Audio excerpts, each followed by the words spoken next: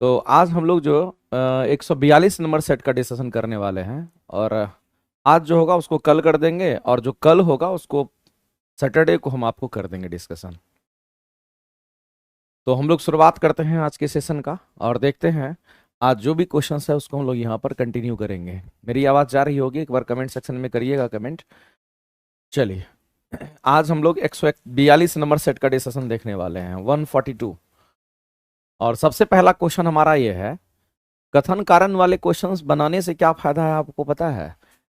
कथन कारण वाला क्वेश्चंस बनाने से कंसेप्ट क्लियर होता है, थ्योरी आपका रिवाइज होता है। अगर इस तरह का क्वेश्चन अगर आपका मिलता है ना, तो इससे क्या होता है, असर्शन और रीजन पढ़ने से उसके काउज के बारे में पता चलता है और थ्योरी रिवाइज होता है। इसलिए अगर असर्शन रीजन का क्वेश्चन अगर आ जाता है ना, तो इसको बहुत ही प्यार से आप एक्सेप्ट कीजिए, और इसी से हम लोग क्या करते हैं तो अपनी थ्योरी को सीखते हैं। तो यहां पर सबसे पहला हमारा जो असर्शन दे रखा है, कथन दे रखा है, वो क्या दे रखा है और उसका कारण भी दे रखा है। कथन क्या है, तो आग बुझाने के लिए कार्बन डाइऑक्साइड गैस का इस्तेमाल करते हैं। तो मेरे भाई, बिजली से लगी आग को बुझाने के लिए किसका इस्तेमाल करेंगे? बिजली से लगी आग को बुझाने के लिए, बिजली से लगी आग बुझाने के लिए किसका इस्तेमाल करते हैं? बिजली से लगी आग, अगर कहीं पर मान लेते शॉर्ट सर्किट हो गया घर में और आग लग जाता है, तो उसको बुझाने के लिए किसका इस्तेमाल करेंगे? कोई भी द्रव पदार्थ का इस्तेमाल नहीं करेंगे मेरे भाई, याद रखना, कोई भी द्रव पदार्थ का इस्तेमाल नहीं करेंगे। जब भी करेंगे तो हम लोग यहां पर कार्बन डाइऑक्साइड गैस का इस्तेमाल करेंगे। और जो कार्बन डाइऑक्साइड गैस है हमारा क्या करता है, अगर कहीं पर आग लगा हुआ रहता है तो उसके ऊपर में क्या करता है, एक लेयर बना लेता है, और जिससे ऑक्सीजन की कमी कर देता है। उस जगह पर जितना ऑक्सीजन रहेगा उतना ही जलेगा। हमको पता है किसी भी चीज को जलने के लिए ऑक्सीजन चाहिए, तो वो क्या करता है, जैसे ही कार्बन डाइऑक्साइड गैस आप छोड़िएगा तो चारों तरफ से वो उसको घेर लेता है और उसके अंदर ऑक्सीजन की कमी कर देता है। ऑक्सीजन रहे, बाहर से ऑक्सीजन आते रहता है तब तो जलते रहता है। अब चारों तरफ से ऑक्सीजन कार्बन डाइऑक्साइड का लेयर अगर बन जाता है, तो मेरे भाई थोड़ी देर के बाद वो आग क्या होता है, अपने आप बुझ जाती है। तो हम लोग को ध्यान रखना कि बिजली से लगी आग को बुझाने के लिए हम लोग कार्बन डाइऑक्साइड गैस का इस्तेमाल करते हैं, इस बात को आप ध्यान रखेंगे। इससे इसका इस्तेमाल हम लोग करते हैं, ये बात आपको ध्यान रखना है। इसका इस्तेमाल हम लोग करते हैं, जैसे कि मान लेते हैं तेल में लगी आग को बुझाने के लिए किसका इस्तेमाल करेंगे? तेल में लगी आग को बुझाने के लिए किसका इस्तेमाल करते हैं? तेल में लगी आग बुझाने के लिए, तेल में लगी आग बुझाने के लिए किसका इस्तेमाल करेंगे? तो यहां पर मेरे भाई तेल है, और तेल की अगर बात करते हैं और पानी की बात करते हैं, याद रखना, तेल में लगी आग को बुझाने के लिए हम पानी का इस्तेमाल नहीं कर सकते हैं। हम पानी को यूज नहीं करेंगे, क्योंकि तेल से पानी भारी होता है, पानी का डेंसिटी ज्यादा होगा, पानी नीचे चला जाएगा और तेल ऊपर रह जाएगा, आग लगा ही रह जाएगा। तो कभी भी तेल में अगर आग लगता है तो आप पानी का इस्तेमाल यहां भी नहीं करेंगे, पानी डालिएगा तो आग नहीं बुझेगा। तो ऐसी परिस्थिति में आप क्या करेंगे, तो आप कार्बन डाइऑक्साइड गैस का इस्तेमाल कर सकते हैं। साथ ही साथ मेरे भाई, आप फोम का भी इस्तेमाल इसमें करते हैं। दो चीज का हम इस्तेमाल करते हैं, इस बात को ध्यान रखना। पानी यूज करिएगा तेल पर, तेल पानी नीचे तेल ऊपर हो जाएगा, आग बुझेगा ही नहीं। तो पहला दे रखा है कि आग बुझाने के लिए कार्बन डाइऑक्साइड गैस का इस्तेमाल किया जाता है, बिल्कुल किया जाता है, ये स्टेटमेंट हमारा सही है। और दूसरा कह रहा है कि इसका कारण कह रहा है कि कार्बन डाइऑक्साइड गैस जो होता है ऑक्सीजन से भारी होता है। हमारा कार्बन डाइऑक्साइड गैस ऑक्सीजन से क्या होता है, भारी। इन द सेंस कहने का मतलब है कि कार्बन डाइऑक्साइड जो हमारा होता है, ये ऑक्सीजन से हमारा क्या होगा, कहेंगे भारी होगा। इसका मतलब ऑक्सीजन ऊपर रह जाएगा, कार्बन डाइऑक्साइड उसको घेर लेता है। और कहता है कि और आग को कंबल की तरह चारों तरफ से वो ढक लेता है, जिससे ईंधन और ऑक्सीजन के बीच में संपर्क टूट जाता है और आग बुझ जाती है। इसीलिए इसका इस्तेमाल हम लोग इसमें करते हैं। ठीक है, तो मेरे भाई ये रीजन भी सही है, और असर्शन का हम कह सकते हैं कि सही एक्सप्लेनेशन भी दे रहा है कि आग बुझाने के लिए कार्बन डाइऑक्साइड यूज करते हैं। तो क्यों करते हैं? क्योंकि कार्बन डाइऑक्साइड जैसे ही फैलता है तो ऑक्सीजन की कमी कर देगा और आग अपने आप बुझ जाता है। तो कई बार क्वेश्चन आपसे पूछेगा कि बताइए मेरे भाई, बिजली से अगर आग लगेगा, बिजली से मतलब शॉर्ट सर्किट वगैरह होता है ना घर में, तो अगर हम शॉर्ट सर्किट की अगर बात कर लेते हैं तो वहां पे शॉर्ट सर्किट से अगर लग जाता है तो द्रव का इस्तेमाल नहीं करेंगे, जब भी करेंगे तो इसका इस्तेमाल करेंगे। अगर कहीं पर तेल में अगर आग लगता है तो तेल में आग लगने के बाद हम पानी का इस्तेमाल नहीं करेंगे, हम किसका इस्तेमाल कर सकते हैं, कार्बन डाइऑक्साइड गैस से करेंगे, या फिर हम लोग फोम का कर सकते हैं। इसी तरीके से मेरे भाई, लकड़ी वगैरह में आग लगता है तो क्या करिएगा? लकड़ी में आग लगता है, कागज में आग लगता है, नहीं, इस तरीके से अगर बोलेगा गत्ता में आग लगता है, गत्ता मतलब समझ रहे हैं ना, एटसेट्रा, ये सब जो हमारा होता है, इसमें जनरली इसको बुझाने के लिए किसका इस्तेमाल करते हैं? तो आपको ध्यान रखना है कि अगर बुझाने के लिए यहां देखना जाए तो यहां पर हम लोग सिंपल पानी का छिड़काव करते हैं। यहां पर हम लोग किसका इस्तेमाल करेंगे? तो पानी का इस्तेमाल करते हैं। ये बात आपको ध्यान रखना है। यहां कार्बन डाइऑक्साइड गैस यूज वगैरह नहीं करते हैं। देखिए, आग लग गया लकड़ी में, पानी छिड़क देते हैं। कागज में आग लग गया, पानी छिड़क देते हैं। गत्ता में आग लग गया। बताइए, मेरी आवाज जा रही है? एक बार सभी लोग कमेंट सेक्शन करके कमेंट करेंगे फटाफट करके। हाँ, तो हम लोग बात कर रहे थे यहाँ पर इलेक्ट्रोप्लेटिंग की बात कर रहे थे, समझिए गौर से। हम किसकी बात कर रहे थे? इलेक्ट्रोप्लेटिंग की बात कर रहे थे मेरे भाई। इलेक्ट्रोप्लेटिंग एक ऐसा प्रोसेस है, ये एक ऐसी विधि है, ये एक ऐसी विधि है जिससे हम लोग क्या करते हैं? हम लोग क्या करते हैं? परत चढ़ाते हैं, पतली सी कोटिंग करते हैं उसके ऊपर में। अगर कोई चम्मच बना रहे हैं, अगर मान लेते पीतल का चम्मच, तो उसको सोना का बना सकते हैं। उसके ऊपर पानी चढ़ाना, सोने की पानी चढ़ाना, क्या है? इलेक्ट्रोप्लेटिंग है मेरे भाई। लेकिन विद द हेल्प ऑफ हम लोग क्या करते हैं? इलेक्ट्रिसिटी। तो इलेक्ट्रोप्लेटिंग का जो प्रोसेस हमारा होता है with the help of electricity, with the help of, आपको ध्यान रखना है, with the help of electricity की हम बात कर रहे हैं। अब कितने लोगों के मन में होता है, सर इलेक्ट्रिसिटी का तो इस्तेमाल करेंगे, लेकिन वो कौन इलेक्ट्रिसिटी होगा? एसी होगा कि डीसी होगा? याद रखना मेरे भाई, डीसी, ओनली डीसी का इस्तेमाल करते हैं, केवल डीसी। डायरेक्ट करंट हमारा जो दिष्ट धारा होता है उसको यूज करते हैं। इसमें एसी यूज नहीं होता, इस बात को आप ध्यान रखिए, केवल डीसी का इस्तेमाल करते हैं इलेक्ट्रोप्लेटिंग में। तो सबसे पहला चीज हमने क्या बताई? इलेक्ट्रोप्लेटिंग एक ऐसा प्रोसेस है जो कि काफी स्लो होता है, धीरे धीरे करेंगे तो अच्छे से हमारा परत चढ़ेगा। और कैथोड और एनोड दो गो इसमें प्लेट होता है। कैथोड की अगर बात करेंगे उसको कहते हैं जो नेगेटिव टर्मिनल से जुड़ा होगा, एनोड उसको कहते हैं जो पॉजिटिव टर्मिनल से जुड़ा होगा। और कैथोड हम उसको कहते हैं जिस पर इलेक्ट्रोप्लेटेड करनी होती है, जिसको सोना बनाना, सोना का पानी जिस पर चढ़ाना, उसकी बात कर रहे हैं। और एनोड हम उसको कहते हैं जिसकी कोटिंग करते हैं, जैसे सिल्वर की कोटिंग करेंगे तो उसको हम कहेंगे यहां पर सिल्वर हमारा एनोड कहलाएगा, ध्यान रखेंगे।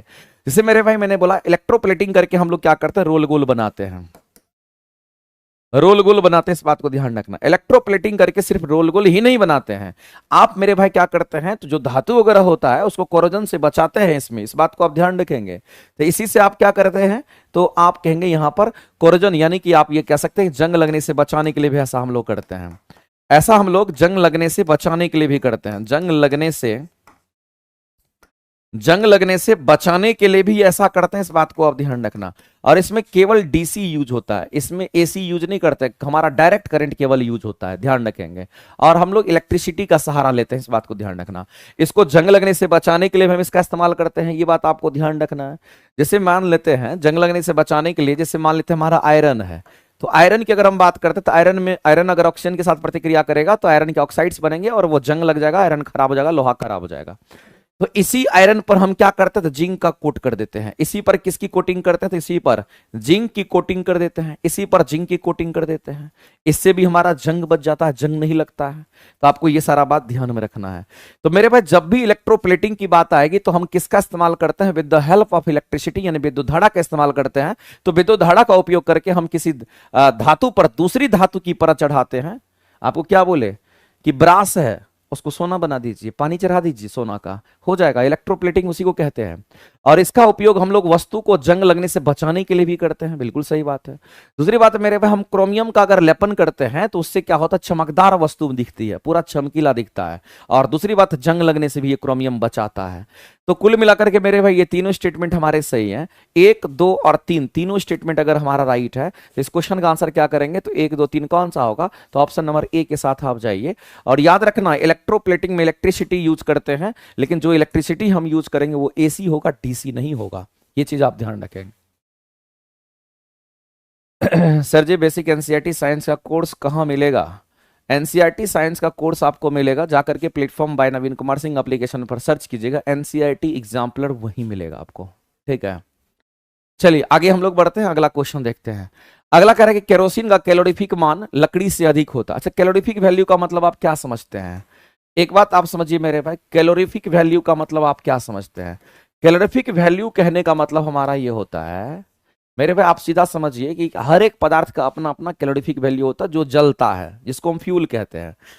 तो अलग अलग फ्यूल का क्या होता है? कैलोरीफिक वैल्यू अलग अलग होता है।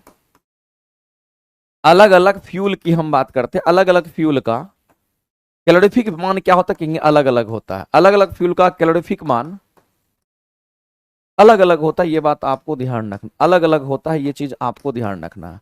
अलग अलग फ्यूल का कैलोरीफिक मान कैसा होगा, कहेंगे अलग अलग होगा।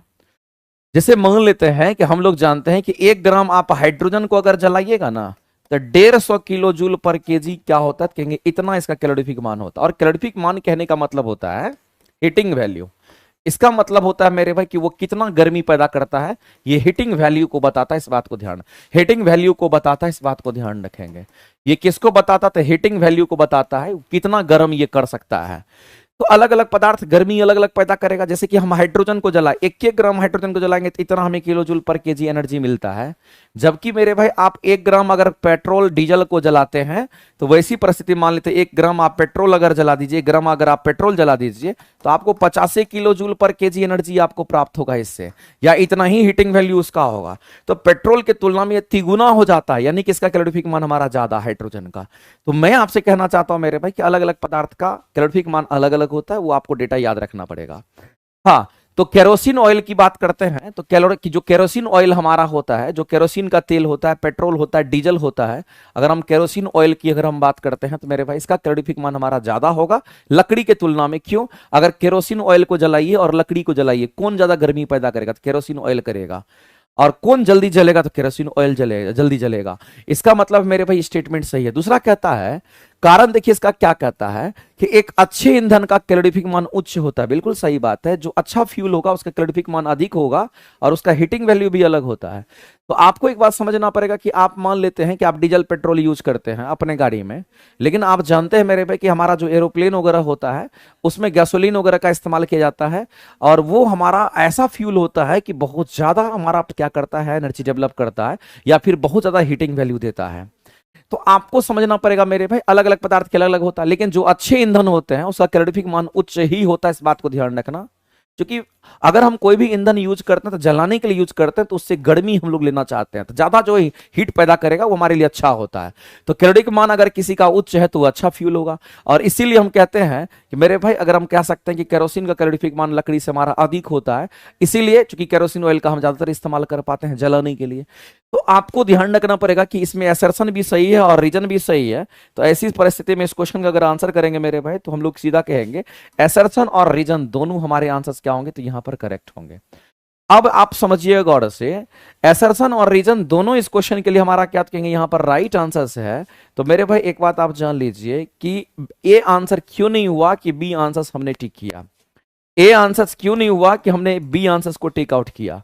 अब समझना गौर से मेरे भाई, दोनों को पढ़िए गौर से, पता चलेगा। पहला लिखा कि केरोसिन का कैलोरीफिक मान हमारा लकड़ी से ज्यादा होता है, बिल्कुल सही बात है। दूसरा कह रहा है कि एक अच्छे ईंधन का कैलोरीफिक मान उच्च होता है, दोनों अपने अपने जगह पे सही है। क्या इसका ये कॉज है, नहीं है। कॉज तो ये होगा कि केरोसिन में कार्बन का परसेंटेज ज्यादा होगा और लकड़ी में कार्बन का परसेंटेज कम होगा, ये उसका कॉज होगा। लेकिन यहां तो मेरे भाई ये स्टेटमेंट अपनी जगह पे सही है, ये स्टेटमेंट अपनी जगह पे सही है। क्या इसका ये कॉज हो सकता है, नहीं हो सकता है।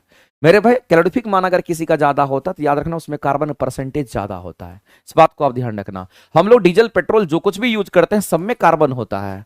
आगे चलते हैं, अगला क्वेश्चन कह रहा है कि बताइए कौन सा स्टेटमेंट हमारा सही है। ये मेरे भाई आपका क्वेश्चन दे रखा है, और यहां पर प्रोजेक्ट टाइगर टाइगर कह रहा है कि प्रोजेक्ट टाइगर बाघों की आबादी को बचाने के लिए शुरू किया गया था। प्रोजेक्ट टाइगर जो मेरे भाई था, ये वाइल्ड लाइफ सेंचुरी का, वाइल्ड लाइफ जो आपने सुना होगा मेरे भाई, प्रोजेक्ट टाइगर कहने मतलब टाइगर को बचाने के लिए, टाइगर को बचाने के लिए यहां पर हम कह सकते हैं कि प्रोजेक्ट टाइगर अभियान हमारा चलाया गया। और हम कह सकते हैं इसको प्रोजेक्ट टाइगर की अगर बात करते हैं, ये कब लाया गया था, तो आपको ध्यान रखना है जो प्रोजेक्ट टाइगर लाया गया था ये आपका कब, तो याद रखना मेरे भाई 1972 में लाया गया था। ये कब, तो 1972 की बात कर रहे हैं, उस समय लाया गया था। और किसके द्वारा लाया गया था, तो वाइल्ड लाइफ, हमारा जो वाइल्ड लाइफ जो हमारा प्रोटेक्शन है उसके तहत इसको लाया गया था। वाइल्ड लाइफ प्रोटेक्शन के द्वारा ये लाया गया था, इस बात को ध्यान रखो। Wild life protection, wild life protection के द्वारा इसको लाया गया था, जिसको हम लोग क्या कहते हैं, तो प्रोजेक्ट टाइगर कहते हैं। प्रोजेक्ट टाइगर कहने का मतलब मेरे भाई जो बाघ वगैरह को बचाने की काम अगर करते हैं, क्योंकि बाघ की आबादी धीरे धीरे कम हो रही है, उसी को बचाने के लिए ये चीज लाया गया था। और इस बात को आप ध्यान रखेंगे। तो ये आपका कब लाया गया था मेरे भाई, नहीं ये आपका कब लाया गया था, कहेंगे आपको 1 अप्रैल 1973 को लाया गया था। सॉरी, ये आपको कब लाया गया था, तो कहेंगे यहां पर 1 अप्रैल 1973 को ये लाया गया था, इस बात को ध्यान रखना। तो ये स्टेटमेंट हमारा सही है, उसी के लिए हमारा प्रोजेक्ट टैगर जो हमारा यहां पर दे रखा है इसको लाया गया था। अगला हमारा है कि अभ्यारण्य किसको कहते हैं। अभ्यारण्य हम उसको कहते हैं जहां जानवर अपने प्राकृतिक आवास में सुरक्षित रहता है, उसको हम लोग क्या कहते हैं, अभ्यारण्य कहते हैं। रेड डेटा बुक नाम से ही पता चलता है मेरे भाई, रेड डेटा बुक हम उसको कहते हैं जिसमें सभी लुप्त प्राय जानवर और हमारे क्या होंगे, पौधे का रिकॉर्ड उसमें रखा जाता है। यानी एक ऐसा किताब जिसमें हम लोग क्या करते हैं, वैसे जानवर जो विलुप्त हो रहे हैं और वैसे पौधे जो विलुप्त होते जा रहे हैं उनको हम लोग उस बुक में मेंशन करते हैं, उसी को रेड डेटा बुक कहते हैं। इस बात को ध्यान रखना। तो कोई भी विलुप्त जाति की बात करते हैं या कोई भी विलुप्त जीव जाति की अगर बात करते हैं, अगर वो विलुप्त हो रहा है तो उसका हर चीज मेंशन अगर किया हुआ जिस बुक में, उसको रेड डेटा बुक कहा जाता है। अभ्यारण्य किसको कहता है, जहां जानवर अपने प्राकृतिक आवास में सुरक्षित रहता है और जहां पर बाघों को बचाने के लिए मेरे भाई जो रिपोर्ट चलाएगा, जो हमारा यहां पर हम कहेंगे जो अभियान चलाएगा, उसको हम लोग प्रोजेक्ट टाइगर रिजर्व के नाम से हम लोग जानते हैं। तो ये तीनों के तीनों स्टेटमेंट हमारे सही, इसलिए इस क्वेश्चन का आंसर करेंगे डी हमारा करेक्ट हो जाएगा, क्योंकि सही पूछा गया था। अगला है एक कोशिका के बारे में आपको बताना है कि कौन सा स्टेटमेंट हमारा क्या तो गलत है। बताइए इसमें से कौन सा स्टेटमेंट गलत है। करेक्ट, गुणसूत्र केंद्रक में पाए जाते हैं। मेरे भाई गुणसूत्र केंद्रक में पाए जाते हैं, ये बिल्कुल स्टेटमेंट हमारा सही है, ये बिल्कुल हमारा सही स्टेटमेंट है, इसमें कहीं से कोई दिक्कत नहीं है। तो और दूसरी बात आपको ध्यान रखना कि जो क्रोमोजोम की अगर हम बात करते हैं मेरे भाई, ये जो हमारा क्रोमोजोम होता है, अगर हम क्रोमोजोम की अगर हम बात करते हैं तो याद रखना मनुष्य में कितना होता है, कहेंगे मनुष्य में 46 क्रोमोजोम होता है। लेकिन जो क्रोमोजोम होता है मेरे भाई, ये किसका बना होता है, तो आपको ध्यान रखना कि जो क्रोमोजोम बना होता है ये डीएनए का बना होता है और साथ में मेरे भाई ये प्रोटीन का बना होता है। डीएनए और प्रोटीन का बना होता है, इस बात को आप ध्यान रखेंगे, ये डीएनए और प्रोटीन का बना होता है। और जो क्रोमोजोम होता है मेरे भाई, ये कैसा होता है, धागानुमा संरचना में होता है।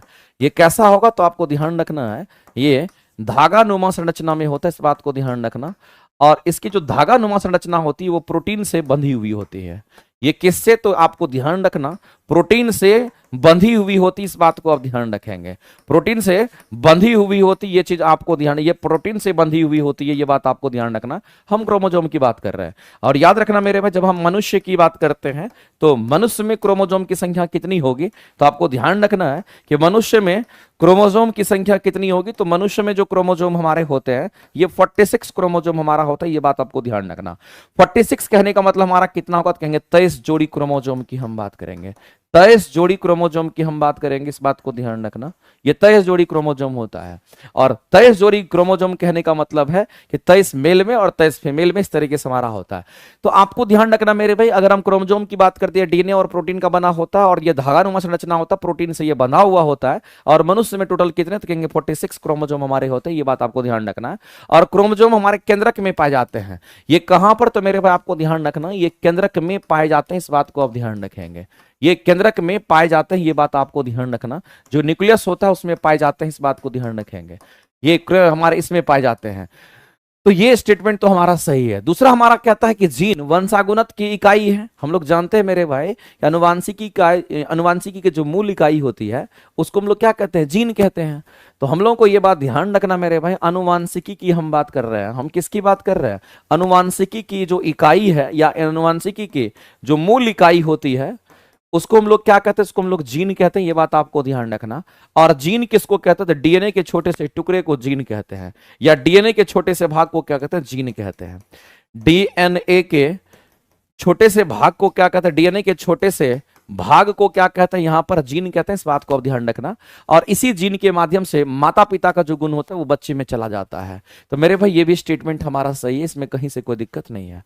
अगला कह रहा है कि सभी कोशिकाओं में एक सुपरिभाषित केंद्रक होता है। सभी कोशिकाओं में नहीं होता है, ये सभी लिख करके गलत कह दिया और गलत को ही ढूंढना था, तो क्वेश्चन का आंसर हमारा मिल गया यहीं पर, क्योंकि ये दोनों स्टेटमेंट सही आ रहे थे। सभी कोशिकाओं में हमारा ऐसा नहीं होता है मेरे भाई, सभी कोशिकाओं में ऐसा नहीं होता है। केवल किस में हमारा ऐसा होता है, तो याद रखना मेरे भाई, ये केवल यूकैरियोटिक सेल में ऐसा होता है, इस बात को ध्यान रखना। ये केवल किस में होगा, तो केवल यूकैरियोट्स में ऐसा होता है, केवल यूकैरियोट्स में ऐसा होता है, ये बात आपको ध्यान रखना। जबकि प्रोकैरियोट्स में ऐसा नहीं होता है। जबकि कहां नहीं होगा मेरे भाई, जबकि प्रोकैरियोट्स की अगर हम बात करते हैं, जबकि हम लोग कैरियोट्स की अगर हम बात करते हैं, जो कि प्रोकैरियोट्स में ऐसा नहीं होता है, इस बात को ध्यान रखना। ऐसा नहीं होता, ये बात आपको ध्यान रखना। जबकि प्रोकैरियोट्स में ऐसा नहीं होता, ये बात आपको ध्यान रखना है। हम लोग जानते हैं कि जो प्रोकैरियोट्स हमारे जीव होते हैं, वो उसमें हम लोग जानते हैं कि हमारा केंद्रक का डेवलपमेंट नहीं होता, केवल उसमें राइबोसोम हमारा होता है, उसमें केंद्रक वगैरह का डेवलपमेंट नहीं होगा, माइटोकॉन्ड्रिया नहीं होगा, लाइसोसोम नहीं होगा, गोल्जी बॉडी नहीं होगा। यूकैरियोट्स में सब कुछ होता है। यहां सभी जो लिख दिया था ना, इसकी वजह से ये गलत हो गया।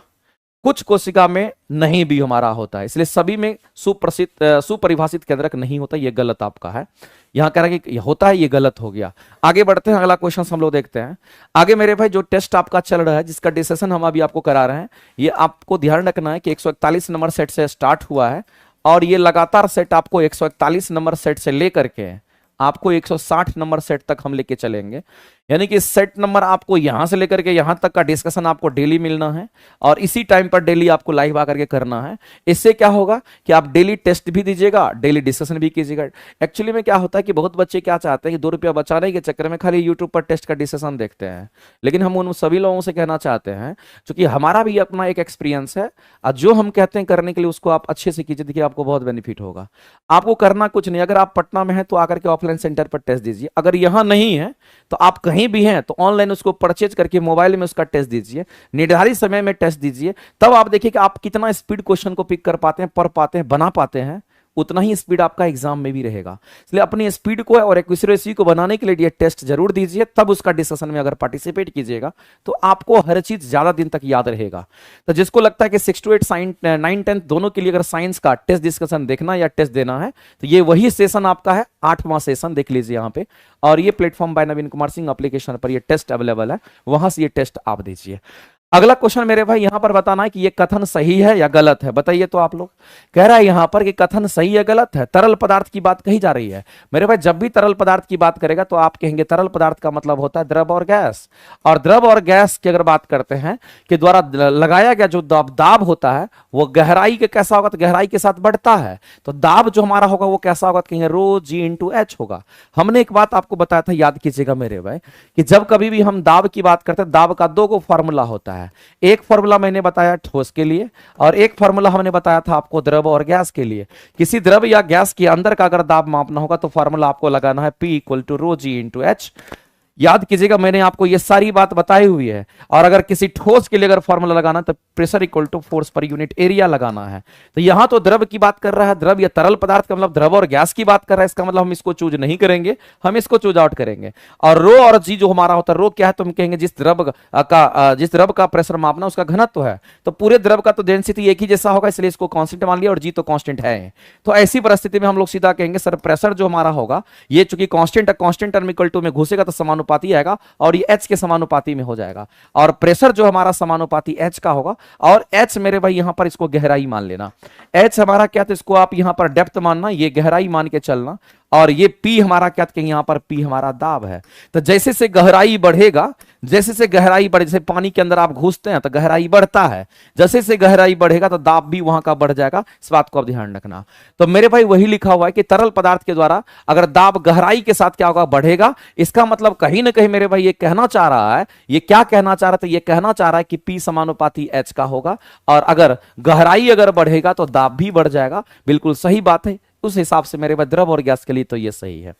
अगला कहता है कि यही कारण बांध की जो दीवारें होती है वो नीचे पर मोटी होती है। अब कोई भी बांध अगर बनता तो वो देखिएगा नीचे में आपको ऐसे मोटा दीवार होता है, नीचे में मोटा दीवार होता है, भले ऊपर पतला होगा। मान लेते हैं कि यहां पर पानी आपको जमा करना है, तो यहां अगर पानी आपको जमा करना है, यहां तक पानी अगर जमा करना है, ये बांध बांध रहे हैं और ये इस तरीके से बांध अगर बांध रहे हैं, तो मेरे भाई इसमें पानी अगर जमा करना है, ऐसे पानी जमा करना है, तो जाहिर सी बात है इसका भी प्रेशर होता है। और अगर प्रेशर को अगर देखना चाहते हैं तो प्रेशर हमारा ऊपर से नीचे गहराई में जैसे कि और बढ़ेंगे तो जाहिर सी बात है यहां का प्रेशर चाहिए, तो प्रेशर समानुपाती H का होगा। और गहराई कहां से लेते हैं, यहां से लेते हैं। अगर आप देखेंगे पानी में जब घुसते हैं तो गहराई ऊपरी सतह से होती है, और जैसे से आप अंदर जाएंगे तो गहराई बढ़ती है। आप कहते हैं ना कि ज्यादा गड्ढा में जा रहे हैं तो आप ऊपरी सतह से गहराई देख रहे हैं, और जैसे से गहराई बढ़ेगी मेरे भाई, गहराई बढ़ेगी तो दाब भी बढ़ेगा। ये स्टेटमेंट भी हमारा सही है। और वैसी सिचुएशन में जैसे से गहराई बढ़ेगी दाब बढ़ेगा, तो नीचे जो उसका सतह होगा, नीचे का जो ये बांध बनेगा वो मोटा बनेगा, तभी तो चूंकि इस प्रेशर को वो झेल पाएगा। इसका मतलब यही कारण है कि बांध की दीवार नीचे की ओर मोटी बनाई जाती है। क्यों? क्योंकि मेरे भाई हम लोग जानते हैं जब ऊपर से नीचे गहराई में जाते हैं तो दाब बढ़ता है, गहराई बढ़ेगी तो दाब बढ़ेगा, और इसका ये रीजन भी दे रहा है। इसका ये रीजन जो है इसका करेक्ट एक्सप्लेनेशन भी दे रहा है। इसका मतलब असर्शन और रीजन दोनों सही है इस क्वेश्चन के लिए, और आप आंसर क्या करोगे तो ऑप्शन नंबर ए आप करेक्ट करोगे। ऑप्शन नंबर ए जो होगा आपका यहां पर राइट हो जाएगा। आगे चलते हैं, अगला हम लोग क्वेश्चन देखते हैं क्या कहता है। निम्नलिखित में से ध्वनि के बारे में बताइए कौन सा स्टेटमेंट सही है। मेरे भाई हमने कई बार आपको बोला है कि ध्वनि जब भी प्रोपेगेट करती है तो डिस्टरबेंस के कारण करती है, और ध्वनि एक प्रकार का ऊर्जा होता है, ये बात आपको ध्यान रखना है। हम किसकी बात कर रहे हैं तो हम ध्वनि की बात करते हैं। ध्वनि हमारा एक प्रकार का क्या है तो याद रखना, ध्वनि एक प्रकार का क्या है तो कहेंगे एक प्रकार का हमारा ऊर्जा है, ये बात एनर्जी है, ऊर्जा है, इस बात को ध्यान रखना। अगर हम कुछ भी बोलते हैं, हमारी अगर आवाज आप तक पहुंचती है, इसका मतलब समझिए कि वो in the form of energy के रूप में आपके पास पहुंच रहा है। वो सब एनर्जी है, जो कुछ भी हम लोग बोलते हैं मेरे भाई आप तक पहुंचती है, सब वो एनर्जी के रूप में ही पहुंचता है। और दूसरी बात आपको ध्यान रखना कि ध्वनि जब भी प्रोपेगेट करेगी, ध्वनि जब भी गमन करती है तो डिस्टरबेंस के कारण गमन करती है। तो मेरे भाई ध्वनि कैसे गमन करती है तो आपको ध्यान रखना, ये डिस्टरबेंस के कारण गमन करती है, इस बात को आप ध्यान रखेंगे। ये डिस्टरबेंस के कारण गमन करती है, ये बात आपको ध्यान रखना। अब यहां पर मामला यह है कि ध्वनि की जो गति होती है, जितना ज्यादा डिस्टरबेंस होगा उतनी ही ध्वनि की गति ज्यादा होती है, और जितना मॉलिक्यूल्स पास पास होगा तो उसकी डेंसिटी ज्यादा होगी, डेंसिटी ज्यादा होगी तो हम कहेंगे उसमें आप डिस्टरबेंस ज्यादा होगा, डिस्टरबेंस ज्यादा होगा तो उसकी गति ज्यादा होगी। इसलिए ठोस में देखिएगा मॉलिक्यूल्स पास पास होगा तो डिस्टरबेंस ज्यादा होगा, इसलिए सॉलिड में हमारा ध्वनि की गति फास्ट पास करती है। तो मेरे पास जब भी ध्वनि की बात करेंगे तो वो कंपन के द्वारा उत्पन्न होता है। तो डिस्टरबेंस क्या है मेरे पास, डिस्टरबेंस कहने का मतलब वाइब्रेशन, डिस्टरबेंस कहने का मतलब वाइब्रेशन, और वाइब्रेशन का हिंदी क्या होता है, वाइब्रेशन का हिंदी तो कंपन होता है, इसे वाइब्रेट करना चाहिए, इसे वाइब्रेट करना चाहिए। जितना ज्यादा वाइब्रेट करेगा उतना ही ज्यादा क्या होगा, ध्वनि की स्पीड बढ़ जाती है, ध्यान रखेंगे। दूसरी बात मेरे भाई ध्वनि की जो प्रबलता होती है, जिसको इंटेंसिटी ऑफ साउंड आप कहते हो, जिसको आई से आप दिखाते हो, या इंग्लिश में अगर इसको आप कहेंगे तो इसको इंग्लिश में आप क्या कहते हैं, इंटेंसिटी ऑफ साउंड के नाम से जानते हैं। तो इंटेंसिटी ऑफ साउंड जो होता है मेरे भाई ये समानुपाती होता है किसका, तो याद रखना एम्पलीट्यूड के स्क्वायर का समानुपाती, इस बात को ध्यान रखना। तो ध्वनि की प्रबलता उसके आयाम पर निर्भर करती है। एम्पलीट्यूड बढ़ेगा तो ध्वनि की इंटेंसिटी ऑफ साउंड बढ़ जाएगा, और आयाम बढ़ेगा तो और बढ़ जाएगा, और बढ़ेगा और बढ़ जाएगा, इसका मतलब इस पर भी निर्भर कर रहा है, ये सही है। ध्वनि का जो तारत्व होता है मेरे भाई, जिसको पिच कहते हैं, वो आवृत्ति का समानुपाती होता है। और हम लोग जानते हैं कि जो पिच हमारा होता है वो समानुपाती किसका होगा तो कहेंगे यहां पर फ्रीक्वेंसी का होता है। और याद रखना जो पिच होता है वो किस पर निर्भर करता है, फ्रीक्वेंसी पर। फ्रीक्वेंसी पिच पर नहीं निर्भर करता, ये बात याद रखना मेरे भाई। हमारा फ्रीक्वेंसी की पिच किस पर निर्भर करता है, ये जो पिच है जिसको आप तारत्व कहते हैं, ये पिच समानुपाती होता है किसका तो कहेंगे यहां पर फ्रीक्वेंसी का। तो अगर जिसका फ्रीक्वेंसी ज्यादा होता है उसका पिच ज्यादा, और अगर पिच ज्यादा हो तो आवाज पतली निकलती है। जिसका फ्रीक्वेंसी कम होगा तो उसका पिच कम होगा तो आवाज मोटी निकलेगी। तो क्वेश्चन कई बार ये पूछता है कि पिच निर्भर करता है फ्रीक्वेंसी पर और कि फ्रीक्वेंसी निर्भर करता है पिच पर। तो मेरे भाई स्टेटमेंट याद रखना कि पिच निर्भर करता है फ्रीक्वेंसी पर, इस बात को ध्यान रखना। फ्रीक्वेंसी कभी पिच पर निर्भर नहीं करता है। तो यहां पर बोला है कि ध्वनि का तारत्व जो उसकी आवृत्ति पर निर्भर करता है, ये स्टेटमेंट बिल्कुल सही है, ये स्टेटमेंट सही है। अगर इसी स्टेटमेंट को उल्टा लिखता कि आवृत्ति जो है वो निर्भर करता है किस पर तो पिच पर, तो फिर गलत हो जाता मेरे भाई। हमारा पिच निर्भर करता है आवृत्ति पर, इस बात को ध्यान रखना। ये स्टेटमेंट हमारा सही है। इसमें से तीनों स्टेटमेंट सही था, सही खोजना था तो ऑप्शन नंबर डी के साथ जाइए, और सभी लोग आंसर कर भी रहे होंगे। आगे चलते हैं, अगला क्वेश्चन हमारा दे रखा आइरिस की बात कर रहे हैं मेरे भाई। तो आइरिस की अगर हम बात करते हैं तो आपको ध्यान रखना है, जो आइरिस हमारा है इसको हम लोग क्या कहते थे, परितारिका के नाम से हम लोग जानते हैं। आइरिस कहने के बाद इसको परितारिका कहते हैं। और याद रखना आइरिस के जो रंग होते हैं वो कैसे होते हैं, आइरिस का जो कलर होता है वो कैसा होता है। तो याद रखना इसके कलर ब्लू भी होते हैं, इसके कलर ब्लैक भी होते हैं, और इसका कलर कैसा होगा तो कहीं इसके कलर मेरे भाई ब्राउन भी होते हैं। ये बात आपको ध्यान रखना इस तरीके से। तो आइरिस हमारा क्या है तो ऐसा होता है। दूसरी बात आपको ध्यान रखना मेरे भाई, जो आइरिस हमारा होता है ये प्रकाश की तीव्रता को कंट्रोल करने का काम करता है। ये किसको, तो जो प्रकाश की तीव्रता होती है उसको कंट्रोल करता है। प्रकाश की तीव्रता को क्या करता है कहेंगे नियंत्रित करता, कंट्रोल करता है। ये चीज आपको ध्यान रखना, ये प्रकाश की तीव्रता को कंट्रोल करता है, इसको हम लोग क्या कहते हैं तो आइरिस कहते हैं। ये बात आपको ध्यान रखना। तो अब यहां पर बात आती है कि आंख में प्रवेश करने वाले प्रकाश की मात्रा को कंट्रोल करना, प्रकाश की तीव्रता को कंट्रोल करना, ये आइरिस का मेन फंक्शन होता है। हमारी आंखों में आइरिस पाया जाता है और इस तरीके से हम लोग जानते हैं। आगे मेरे भाई यहां पर बात करना है, और इसे कलर जरूर याद रखिए, ब्लू, ब्लैक और ब्राउन 3 कलर में हमारा होता है। और रेटिना पर जब भी इमेज बनता है तो मेरे भाई रेटिना पर जब भी इमेज बनेगा तो वास्तविक बनता है। क्योंकि आप किसी भी चीज को देखते हो ना तो उसका वास्तविक आकार को आप पाते हो, वास्तविक चीज दिखता है, रेटिना पर इमेज बनता है। और अगर वास्तविक होगा तो उल्टा ही होगा, इसमें कोई सोचना ही नहीं है। अगला हम लोग को ध्यान रखना मेरे भाई कि जो हमारा रेटिना होता है, अगर हम इस रेटिना की अगर हम बात करते हैं तो इस रेटिना की अगर बात करते हैं समझना गौर से, इस रेटिना पर 2 स्पॉट होता है। एक को हम लोग बोलते हैं यहां पर मेरे भाई यहां पर ब्लाइंड स्पॉट, एक को बोलते हैं हम लोग यहां पर ब्लाइंड स्पॉट और दूसरे को हम लोग बोलते हैं यहां पर येलो स्पॉट के नाम से हम लोग जानते हैं। तो दो स्पॉट हमारा उस पर होता है, एक ब्लाइंड स्पॉट होगा तो एक येलो स्पॉट होता है। नाम से पता चलता है मेरे में कि अगर ब्लाइंड स्पॉट कहने का मतलब है अगर प्रतिबिंब ब्लाइंड स्पॉट पर बनता है, प्रतिबिंब कहां बनता है तो मेरे भाई प्रतिबिंब अगर ब्लाइंड स्पॉट बनता है, अगर प्रतिबिंब यहां बनता है, अगर प्रतिबिंब बनता है, अगर प्रतिबिंब ब्लाइंड स्पॉट पर बनता है तो आपको कुछ भी दिखाई नहीं देगा मेरे भाई, आपको कुछ भी दिखाई नहीं देगा, इस बात को ध्यान रखना। यहां पर बनने से कुछ भी दिखाई नहीं देगा, नामे से चलता पता चलता मेरे भाई हम लोग ब्लाइंड स्पॉट कह रहे हैं। लेकिन येलो स्पॉट पर अगर इमेज बनता, अगर प्रतिबिंब यहां पर बन गया तो आपको ध्यान रखना मेरे भाई सब कुछ नीट एंड क्लीन आपको दिखाई देगा, यानी कि प्रतिबिंब स्पष्ट रूप से आपको दिखेगा, प्रतिबिंब स्पष्ट रूप से आपको स्पष्ट रूप से यहां पर दिखेगा, यह चीज आपको ध्यान रखना। यहां पर प्रतिबिंब स्पष्ट रूप से दिखेगा जबकि यहां पर हमें कुछ भी दिखाई नहीं देगा, तो ध्यान रखेंगे। तो जो ब्लाइंड स्पॉट होता है मेरे भाई उस पर कह रहा है कि कोई प्रतिबिंब नहीं बनता है और क्योंकि वहां कोई संवेदी कोशिकाएं नहीं होती है। तो आपको ध्यान रखना मेरे भाई प्रतिबिंब नहीं बनने का मतलब है आपको कुछ भी दिखाई नहीं देगा, क्योंकि वहां पर अगर प्रतिबिंब बन भी जाता तो आपको कुछ दिखाई नहीं देता। वैसे कहने का मतलब, इसका कहने का सेंस यह है कि प्रतिबिंब नहीं बनना मतलब उससे कुछ नहीं दिखना, प्रतिबिंब बनता तो दिखता कुछ ना कुछ आपको। इसका मतलब है मेरे भाई आप सीधा समझ लीजिए ब्लाइंड स्पॉट पर प्रतिबिंब नहीं बनता यानी कि आपको कुछ नहीं दिखेगा। हाँ, येलो स्पॉट पर आपको इमेज बनता और वहां पर सब कुछ क्लियर दिखता। यहां पर इस क्वेश्चन का अगर आंसर करेंगे तो ऑप्शन नंबर हमारा क्या होगा, तो 1 2 3 तीनों करेक्ट हो जाएगा। 1 2 3 तीनों करेक्ट होगा तो बताइए इस क्वेश्चन का आंसर क्या करेंगे, उपयुक्त में से एक से अधिक मार दीजिए और आप कहेंगे डी आपका राइट आंसर यहां पर होना है, ऑप्शन डी करेक्ट आंसर होना। आगे चलते हैं, अगला दे रखा है मेरे भाई, यहां पर भी मैंने आपको थ्योरी के क्लासेस में बताया है और इस क्वेश्चन के आंसर आप लोग करिए। आगे अगला क्वेश्चन करिए जल्दी से फास्ट, इस क्वेश्चन के आंसर करके बताइए। तो कहता है कि कथन आपको बताना है और जो कथन है वो सही है गलत है। मेरे भाई हम लोग जानते हैं कि तारा टिमटिमाता है जबकि तारा कभी टिमटिमाता है ही नहीं। मेरे भाई तारा का टिमटिमाना, हम किसकी बात कर रहे हैं, तारा का टिमटिमाना, तारा का टिमटिमाना, तारा का टिमटिमाना, तारा का टिमटिमाना हमारा क्या है, तो हम कहेंगे तारा का टिमटिमाना किसके कारण होता है, तो हम लोग कहते हैं मेरे भाई प्रकाश की अपवर्तन के कारण होता है। इस बात को ध्यान रखना, ये प्रकाश के अपवर्तन के कारण होता है, प्रकाश के अपवर्तन के कारण कहते हैं कि तारा टिमटिमाता है।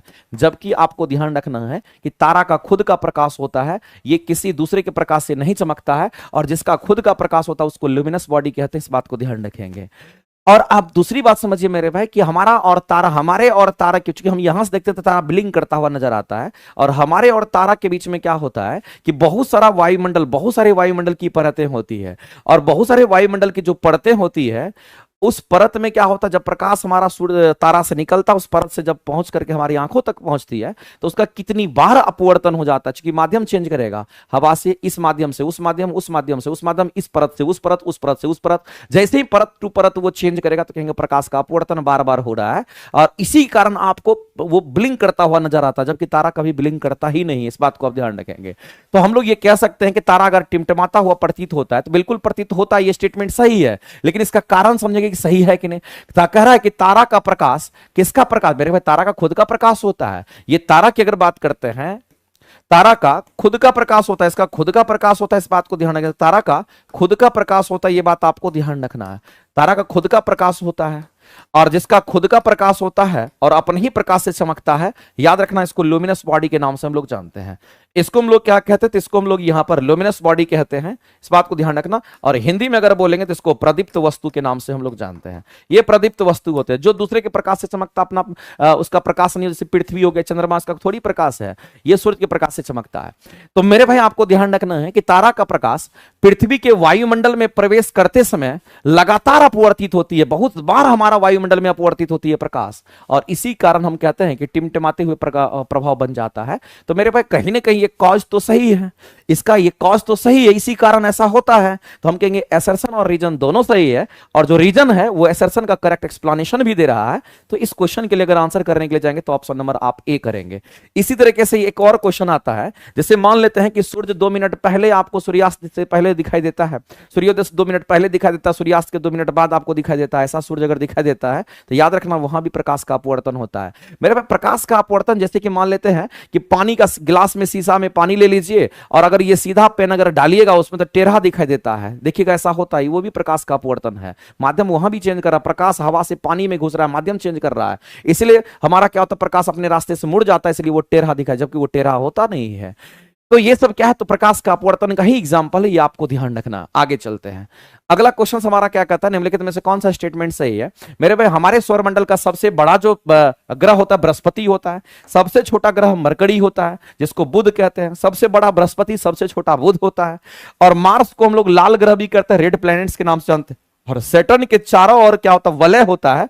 वलय कहने का मतलब अगर मान लेते कि ये हमारा सैटर्न है, ये अगर मेरे भाई यहां पर ये हमारा सैटर्न है, तो इसके चारों तरफ रिंग जैसी संरचना होती है, इसके चारों तरफ ऐसी संरचना, रिंग जैसी संरचना होती है। एक्चुअली में जब आप इसको देखना चाहेंगे तो वो कुछ आपको इस तरीके से दिखेगा, ऐसा रिंग जैसा संरचना होता है, तो इसी को हम रिंग कहते हैं और इसी को हम वलय कहते हैं। इस बात को ध्यान रखना, ये जो रिंग और वलय होता है ये किसका होता है मेरे भाई, वाटर वगैरह का होता है, ये पानी वगैरह का होता है। वाटर में क्या होता है कि डस्ट पार्टिकल वगैरह भी होता है, वाटर में यहां पर डस्ट पार्टिकल वगैरह मौजूद होता है, उसी का एक रिंग जैसे संरचना होती है, और इसी को हम लोग क्या कहते हैं, सैटर्न के नाम से हम लोग जानते हैं। इसी को मेरे भाई यहां पर क्या कहते हैं, ये हमारा सैटर्न होता है, इस बात को ध्यान रखना। जैसे ये मान लेते हैं हमारा सन है, तो अगर हम बात करते हैं ये हमारा सन है, तो मेरे पास सन के पास में क्या होगा, MVEM हमारा होता है। कितने प्लैनेट्स है मेरे पे, 8 गो प्लैनेट। ये सन के चारों तरफ हमारा 8 गो प्लैनेट्स रिवॉल्व करता है, और जिस कक्षा में गति करता है उसको इलिप्टिकल पाथ कहते हैं, इस बात को ध्यान। तो ये हमारा मरकरी है, वीनस है, हमारा अर्थ है, हमारा यहां पर हम कहेंगे मार्स है, यहां पर जुपिटर हमारा है, ये हमारा सैटर्न है, ये हमारा यूरेनस है, ये हमारा नेपच्यून हमारा होता है, इस तरीके से हमारा होता है। तो जो वलय बनता है वो किसका बनता है, तो कहेंगे वाटर या फिर आइस भी हो सकता है, वाटर और आइस दोनों यहां पर हो सकता है, और डस्ट पार्टिकल होता है। तो इन सब का वलय चारों तरफ एक रिंग जैसी संरचना बनती है। ये स्टेटमेंट आपका सही है। तो इसमें से कौन सा करेक्ट आंसर करेंगे, तो ऑप्शन नंबर हम लोग यहां पर डी के साथ जाएंगे, क्योंकि तीनों के तीनों स्टेटमेंट सही है, तो एक से अधिक आप मारे गए ही। आगे चलते हैं, एनसीईआरटी एग्जाम्पलर की अगर हम बात कर रहे थे, जिन भी बच्चे को लगता है कि एनसीईआरटी एग्जाम्पलर की क्लासेस करनी है, मेरे भाई इसमें एनसीईआरटी एग्जाम्पलर तो हम आपको कराते ही कराते हैं। सबसे पहला चीज है कि एग्जाम्पलर करने का फायदा बहुत है, साथ ही साथ आपको ध्यान रखना 6 क्लास से लेकर के आपको 10th क्लास की जो एनसीईआरटी है इसको भी हम इसमें करा रहे हैं, तो ये काफी हेल्पफुल आपके लिए होगा। कंप्लीट बाइलिंगुअल क्वेश्चंस हम आपको देते हैं, और सबसे बड़ी बात तो कि छोटा छोटा क्वेश्चन को छोड़ करके जो लॉजिकल क्वेश्चन एग्जाम में आने की संभावना है, एनसीईआरटी एग्जाम्पलर में वो क्वेश्चन आपको देखने को मिलेगा। आप मेरे इस क्लासेस से अगर जुड़िएगा तो इससे बेनिफिट ये होगा कि एग्जाम्पलर आप पढ़ लीजिएगा पूरी तरीके से, साथ ही साथ आपको क्वेश्चन भी आपके साथ बहुत सारा हो जाएगा। रिक्वेस्ट है कि मैंने कॉम्बो बैच लिया हुआ था जिसमें कॉमन पेपर की ज्योग्राफी की सिर्फ 12 ही क्लास हुई है। देखिए हमारा काम है पढ़ाना, हमारा काम नहीं है कि इंक्वायरी फेस करना। आपको अगर इंक्वायरी करना है तो आपको कोई भी कंप्लेन करना है तो जो इंक्वायरी नंबर दिया हुआ है आप जाइए सर्च कीजिए, वहां पर सब कुछ मिल जाएगा। जहां से बैच परचेज करते हैं उस पर इंक्वायरी नंबर पर आप जाकर के कॉल कीजिए और इसका सोल्यूशन आपका वहीं से मिलना होगा। हमारा काम है पढ़ाना, हम आपको अच्छे से पढ़ाएंगे और हम आपको पढ़ाते समय हर बात बताते रहेंगे कि क्या पढ़ना है क्या छोड़ना है। अगर हमको बोल दीजिएगा कि ये काम करने के लिए, तो बताइए हम पढ़ा पाएंगे? इसलिए जो काम है उस काम का चर्चा यहां पर कीजिए। बाद बाकी जो इन्फॉर्मेशन आपको पूछना है या जो लेना है या जो कुछ भी आपको कहना है, आप वो नंबर लेकर के वहां पर मैसेज कीजिए, कॉल कीजिए, ज्यादा बेहतर रहेगा। आगे चलते मेरे भाई, यहां पर कह रहे हैं कौन सा कथन वायु प्रदूषण का एक यहां पर स्रोत होता है, ये आपसे पूछा गया। एयर पोल्यूटेंट्स की बात कही गई है मेरे भाई। जब हम लोग एयर पोल्यूटेंट्स की बात करते हैं, जब हम एयर पोल्यूटेंट्स की हम बात करते हैं तो आपको ध्यान रखना एयर पोल्यूटेंट्स में भी प्राइमरी सेकेंडरी होता है, इस बात को आप ध्यान रखेंगे। लेकिन एयर पोल्यूटेंट्स हमारा किसके कारण होगा, तो मेरे भाई अगर हमारा जो हमारे वायुमंडलीय हवा अगर गंदा हो जाता है तो किसके कारण, तो वाहन से निकलने वाला धुआं। तो मेरे भाई वाहन से जो निकलेगा धुआं तो उसमें क्या होता है, तो वाहन से जो धुआं निकलता है तो उसमें हमारे हाइड्रोकार्बन्स वगैरह होते हैं, उसमें हाइड्रोकार्बन्स होता है, उसमें हमारा नॉक्स वगैरह हमारा होता है, ये सब हमारा होता है जो हमारे लिए हार्मफुल होता है। या फिर इसी तरीके से कारखाना से जो उत्सर्जन होता है, तो कारखाना से उत्सर्जन अगर हमारा होगा तो मेरे भाई इससे हम कहेंगे SO2 पोल्यूशन होगा, सल्फर डाइऑक्साइड वगैरह हमारा निकलता है। जीवाश्म लकड़ी वगैरह जलता है तो उससे भी हमारा कार्बन डाइऑक्साइड यहां से निकलता है। तो ये सब मेरे भाई एयर पोल्यूटेंट्स का हमारा कारण होगा। तीनों के तीनों स्टेटमेंट सही आंसर करेंगे, ऑप्शन नंबर डी आपका राइट होगा। आगे चलते हैं, अगला दे रखा है कि ऊर्ध्वपातन एक भौतिक परिवर्तन है। जाहिर सी बात है मेरे भाई, ऊर्ध्वपातन में क्या होता है कि अगर मान लेते हैं कि कोई जैसे कि मान लेते कपूर है, या फिर आप ऐसे समझिए कि ठोस कोई कार्बन डाइऑक्साइड है, तो ठोस कार्बन डाइऑक्साइड की अगर बात करते हैं उसको गर्म कीजिएगा तो डायरेक्ट गैस के रूप में बनेगा और फिर गैस से हमारा डायरेक्ट ठोस भी बन जाएगा। तो ये रिवर्सिबल नेचर का होता है, इसलिए हम कहते हैं कि ये हमारा एक भौतिक यहाँ पर परिवर्तन होता है। इसका रीजन भी दिया है कि जब कभी भी मेरे भाई अगर हम मान लेते हैं ऊर्ध्वपातन प्रोसेस से हम लोग लेके चलते हैं तो ठोस से डायरेक्ट गैस बनेगा और गैस से डायरेक्ट हमारा ठोस भी बन जाता है। अगर ठोस से डायरेक्ट गैस बनेगा तो उसको सब्लिमेशन कहते हैं, तो गैस से अगर डायरेक्ट ठोस बनेगा तो उसको रिवर्स सब्लिमेशन कहेंगे, उल्टा भी होता है। इसमें कोई नया पदार्थ नहीं बनता, इस बात को ध्यान रखना। और हम सभी लोग जानते भी है मेरे भाई कि अगर कोई भौतिक परिवर्तन उसमें नया पदार्थ नहीं बनता है, जबकि कोई रासायनिक परिवर्तन अगर होता तो वहां पर नया पदार्थ बनता है, इस बात को ध्यान रखना। तो नए पदार्थ का निर्माण कहां पे होता है, तो आपको ध्यान रखना जब कभी भी हम रासायनिक परिवर्तन की बात करते हैं तो रासायनिक परिवर्तन में क्या होता है, नए पदार्थ का निर्माण होता है। इसमें नए पदार्थ बनते हैं, इस बात को ध्यान रखना। इसमें नए पदार्थ का निर्माण होता है, इसमें नए पदार्थ का निर्माण होता है, इसमें नए पदार्थ का निर्माण होता है, किसमें, तो आपको ध्यान रखना रासायनिक। लेकिन अगर हम भौतिक परिवर्तन की अगर हम बात करते हैं, हम किसकी बात कर रहे हैं, यदि हम भौतिक परिवर्तन की अगर हम बात करते हैं तो एक बात आप जान लीजिए मेरे भाई कि भौतिक परिवर्तन में नए पदार्थ का निर्माण नहीं होता है, इसमें नए पदार्थ का निर्माण नहीं होता है, इसमें नए पदार्थ का निर्माण नहीं होता है, ये बात आपको ध्यान, इसमें नए पदार्थ का निर्माण नहीं होता, इस बात को ध्यान रखना। तो जो सब्लिमेशन है हमारा क्या है, भौतिक परिवर्तन को बताता है, ठोस से गैस, गैस से ठोस, ठोस से गैस, गैस से ठोस। यानी कहने का मतलब कुल मिलाकर के आप समझ लीजिए मेरे भाई, असर्शन भी सही है, रीजन भी सही है, और रीजन करेक्ट एक्सप्लेनेशन भी दे रहा है हमारा। तो इसी तरीके से हम कह सकते हैं तो ए और बी दोनों करेक्ट है, और साथ ही साथ हम यहां कह सकते हैं मेरे भाई कि जो असर्शन रीजन है वो असर्शन का सही एक्सप्लेनेशन भी दे रहा है। इस क्वेश्चन का आंसर क्या करेंगे, तो ऑप्शन नंबर आपका यहां पर हो जाएगा ए करेक्ट। और हम लोग जानते हैं कि जब कभी भी हमारा सब्लिमेशन की प्रक्रिया होती है तो सब्लिमेशन किसका होता है, ये जो सब्लिमेशन की जो प्रक्रिया होती है, ऊर्ध्वपाती जो प्रक्रिया होती है जिसको हम लोग ऊर्ध्वपातन कहते हैं, तो ये ऊर्ध्वपातन किसका होता है, तो आपको ध्यान रखना कुछ ऐसे पदार्थ की बात करते हैं जहां पर होता है जो डायरेक्ट ठोस से गैस बन जाता है। इसमें डायरेक्ट ठोस से गैस बनेगा, डायरेक्ट ठोस से गैस बनेगा, और गैस से ठोस बनेगा तो उल्टा कहते हैं उसको डिपोजिशन या फिर रिवर्स सब्लिमेशन कहते हैं। तो इसके एग्जांपल्स आपको याद रखने में रहे, जैसे कि हम लोग NH4Cl की बात करें, इसको नौसादर कहते हैं, या फिर हम लोग यहां पर कपूर की बात कर लेते हैं, या फिर हम लोग यहां पर आयोडीन की बात कर लेते हैं, यहां पर मेरे भाई ठोस कार्बन डाइऑक्साइड की हम बात कर लेते हैं, तो ये, या फिर हम लोग नेफ्थलीन की बात कर लेते हैं। हम किसकी बात कर रहे हैं, तो नेफ्थलीन की बात कर लेते हैं। ये सब इसके एग्जांपल्स हैं, इस बात को ध्यान रखना, कई बार क्वेश्चंस पूछता है।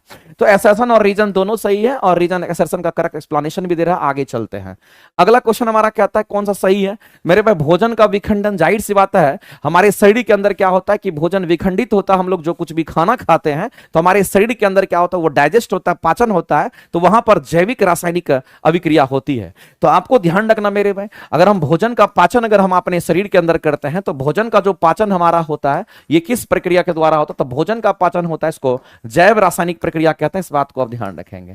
इसको क्या कहेंगे, तो इसको हम लोग जैव रासायनिक प्रक्रिया कहते हैं, ये चीज आपको ध्यान, ये हमारा जैव रासायनिक प्रक्रिया, ये बात आपको ध्यान रखना है। तो इसका मतलब भोजन का विखंडन एक रासायनिक प्रक्रिया होगा, जाहिर सी बात है ये हमारा सही है। और लोहे में जंग लगना भी हमारा रासायनिक है, और पानी का जमना भौतिक है मेरे भाई, अगर पानी जमेगा तो बर्फ बनेगा, बर्फ को फिर पानी बना सकते हैं, और इसमें नए उत्पाद का निर्माण होगा, जबकि इसमें नए उत्पाद नहीं बनते हैं। पानी से बर्फ, बर्फ से पानी बन जाएगा, लेकिन लोहा में जंग लग जाएगा तो फिर जंग लगा हुआ चीज हमारा लोहा नहीं बन सकता है। भोजन अगर पच गया तो फिर पचा हुआ चीज हमारा भोजन नहीं बन सकता है। यानी कि दो स्टेटमेंट सही थे, और दोनों स्टेटमेंट अगर सही था तो पहला और दूसरा हमारा सही है, तो केवल पहला और दूसरा सही था, इसलिए इस क्वेश्चन का आंसर करेंगे। आगे चलते हैं, अगला हमारा निम्नलिखित में से कौन सा सही ढंग से रासायनिक अभिक्रिया का वर्णन करता है। अब देखिए यहां पर केमिकल रिएक्शंस के बारे में बोला गया है, और हम सभी लोग जानते हैं कि जहां कहीं भी केमिकल रिएक्शन की अगर बात होती है तो कुछ बातें आपको ध्यान रखना पड़ेगा मेरे भाई। केमिकल रिएक्शन की अगर बात करेंगे, जब भी केमिकल रिएक्शन होगा तो याद रखना इसमें क्या होता है, तो नए उत्पाद तो बनते ही हैं, इसमें नए पदार्थ का निर्माण होगा, इसमें नए पदार्थ का निर्माण होता है, ये बात आपको ध्यान रखना। नए पदार्थ का क्या होगा, कहीं यहां पर निर्माण होता है, नए पदार्थ का निर्माण होता है, ये चीज आपको ध्यान रखना। और जब नए उत्पाद बनते हैं, नए पदार्थ का निर्माण होता है, तो यहां पर रासायनिक परिवर्तन हो जाता है। यहां पर कैसा परिवर्तन, इसको हम लोग यहां पर रासायनिक परिवर्तन कह देते हैं, इस बात को आप ध्यान रखेंगे, यहां पर रासायनिक परिवर्तन कह देते हैं। दूसरी बात मेरे भाई आपको ध्यान रखना है कि अगर केमिकल रिएक्शंस की अगर हम बात करते हैं, हम किसकी बात कर रहे हैं, अगर हम केमिकल रिएक्शंस की अगर हम बात करते हैं तो आपको ध्यान रखना, जब भी केमिकल रिएक्शन होता है याद रखना टेम्परेचर हमेशा बढ़ जाता है, इस बात को आप ध्यान रखना।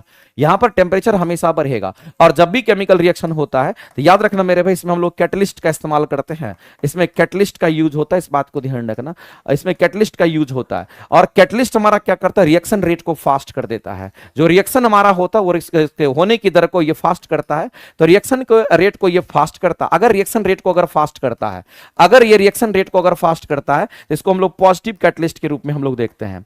इसको हम लोग पॉजिटिव कैटलिस्ट कहते हैं, याद रखना। और रिएक्शन रेट को अगर स्लो करता है उसको नेगेटिव कैटलिस्ट कहते हैं। कैटलिस्ट भी दो प्रकार का हमारा होता है, ध्यान रखेंगे।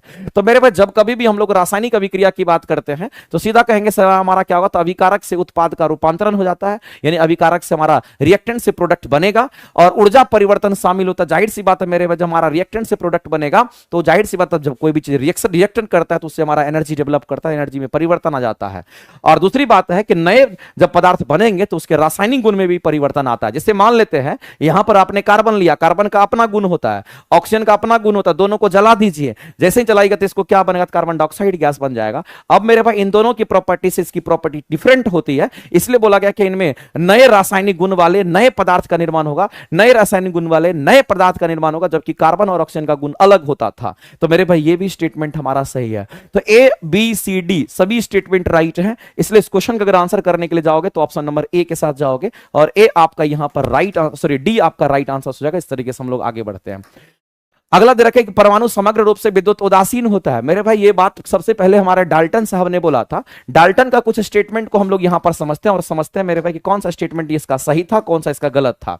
अगर डाल्टन की अगर हम बात करते हैं तो मेरे भाई डाल्टन का जो स्टेटमेंट था वो क्या था। सबसे पहले जो इनका स्टेटमेंट डाल्टन का स्टेटमेंट था, सबसे पहला स्टेटमेंट ये था कि परमाणु अविभाज्य है। इनका कहना था जो परमाणु है ये कैसा है, तो इनका कहना था कि परमाणु अविभाज्य होता है। इस बात को ध्यान रखना, परमाणु अविभाज्य होता है। बाद में चल करके ये गलत साबित हो गया। अदर साइंटिस्ट आए और परमाणु के अंदर न्यूक्लियस खोज डाला, परमाणु के अंदर हमारा इलेक्ट्रॉन प्रोटॉन सबको खोज डाला, तो परमाणु अविभाज्य जो होता है स्टेटमेंट का गलत हो गया। लेकिन इनका एक स्टेटमेंट यहां पर सही साबित हुआ था और वह स्टेटमेंट यह था कि परमाणु विद्युत उदासीन होता है।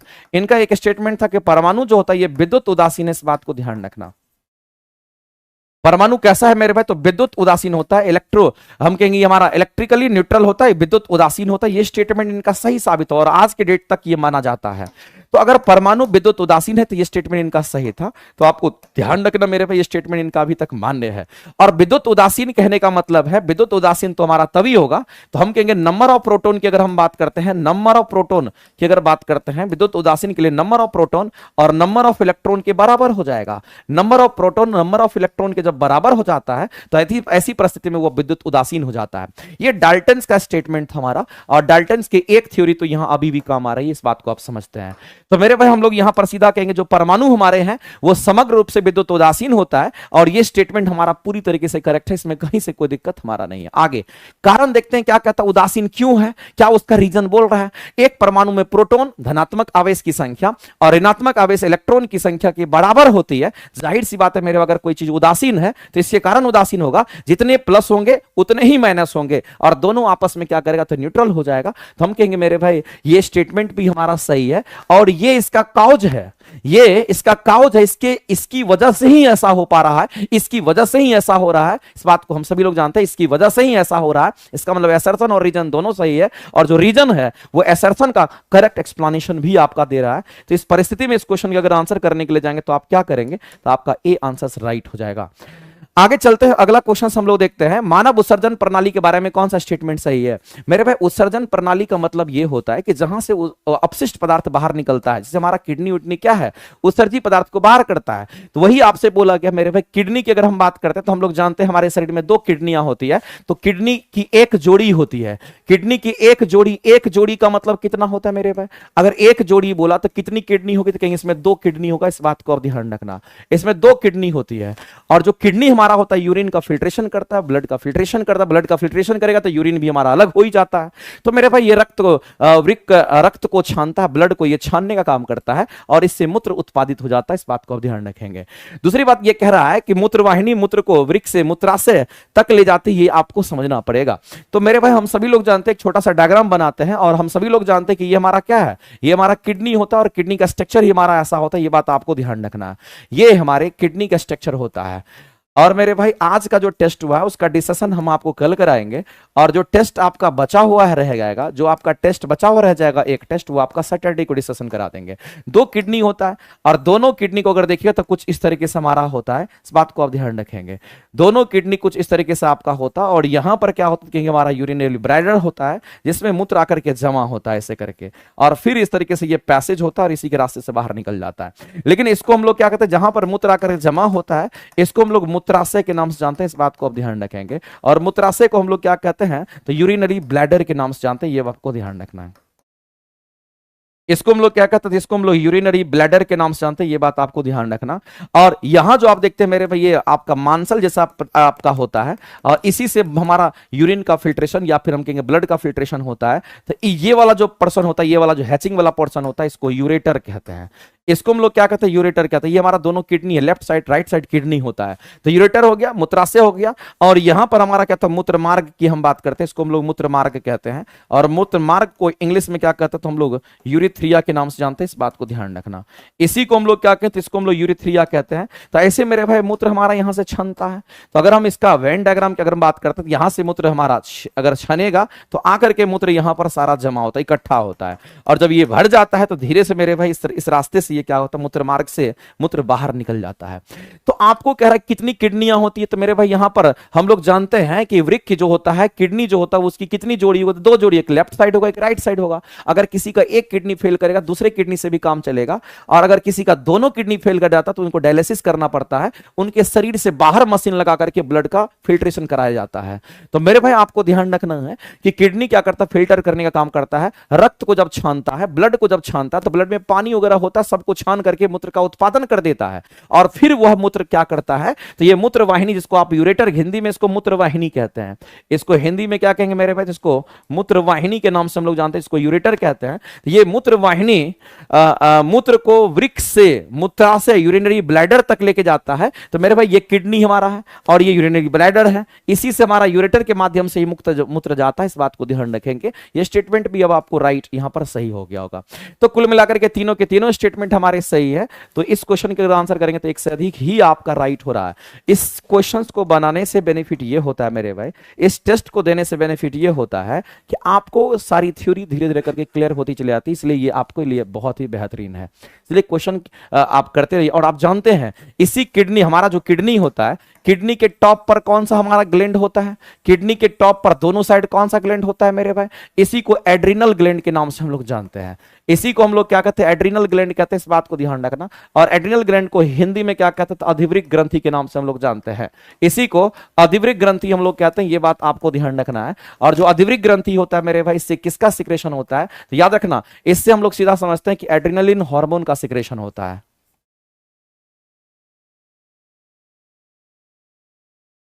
इससे एड्रेनलिन हार्मोन का सिक्रेशन होता है, इस हार्मोन का सिक्रेशन होता है, इस बात को ध्यान रखना। इस हार्मोन का सिक्रेशन होता है, यही हार्मोन क्या करता है मेरे भाई, तो ब्लड प्रेशर वगैरह को भी कंट्रोल करता है, इस बात को ध्यान रखना। ठीक है, तो ये हमारा होता है, दोनों किडनी के टॉप पर एड्रेनल ग्लैंड्स होता है, इस बात को ध्यान रखना। आगे चलते हैं, अगला क्वेश्चन हमारा है कि कौन सा स्टेटमेंट सही है। ये क्वेश्चन मेरे भाई हम आपको करा चुके हैं। यहाँ पर दूसरा क्वेश्चन आ गया, हम लोग पढ़े थे क्रोमोसोम हमारा केंद्रक के अंदर होता है, बिल्कुल सही बात है, इससे पहले क्वेश्चन हम करा चुके हैं।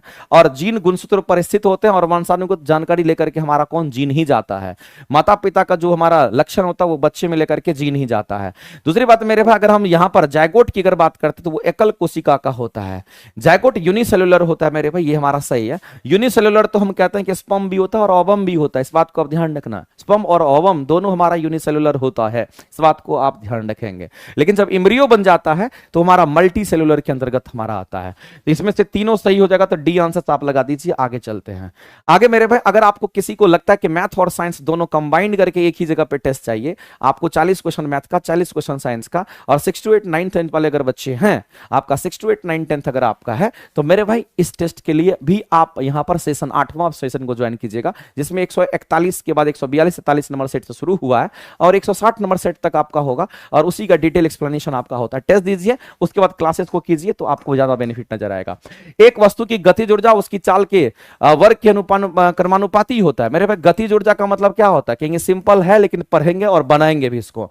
हम लोग जानते हैं मेरे भाई, यहां पर हाफ एम जो है इसको हम लोग कांस्टेंट कह देंगे, चूंकि ये दोनों कांस्टेंट है, तो जो काइनेटिक एनर्जी का रिलेशन हमारा होगा वो समानुपाती किसका होता है, वेलोसिटी के स्क्वायर का होगा। तो यहां पर कह रहा है कि वस्तु की गतिज ऊर्जा मतलब क्या होगा, गतिज ऊर्जा कहने का मतलब काइनेटिक एनर्जी की बात कर रहा है, और कहता है मेरे भाई कि ये समानुपाती हमारा होगा, अनुक्रमानुपाती हमारा होगा चाल के वर्ग का, यानी कि v स्क्वायर का समानुपाती होगा। यही चीज तो निकाल रहा है, इसका मतलब स्टेटमेंट हमारा सही है।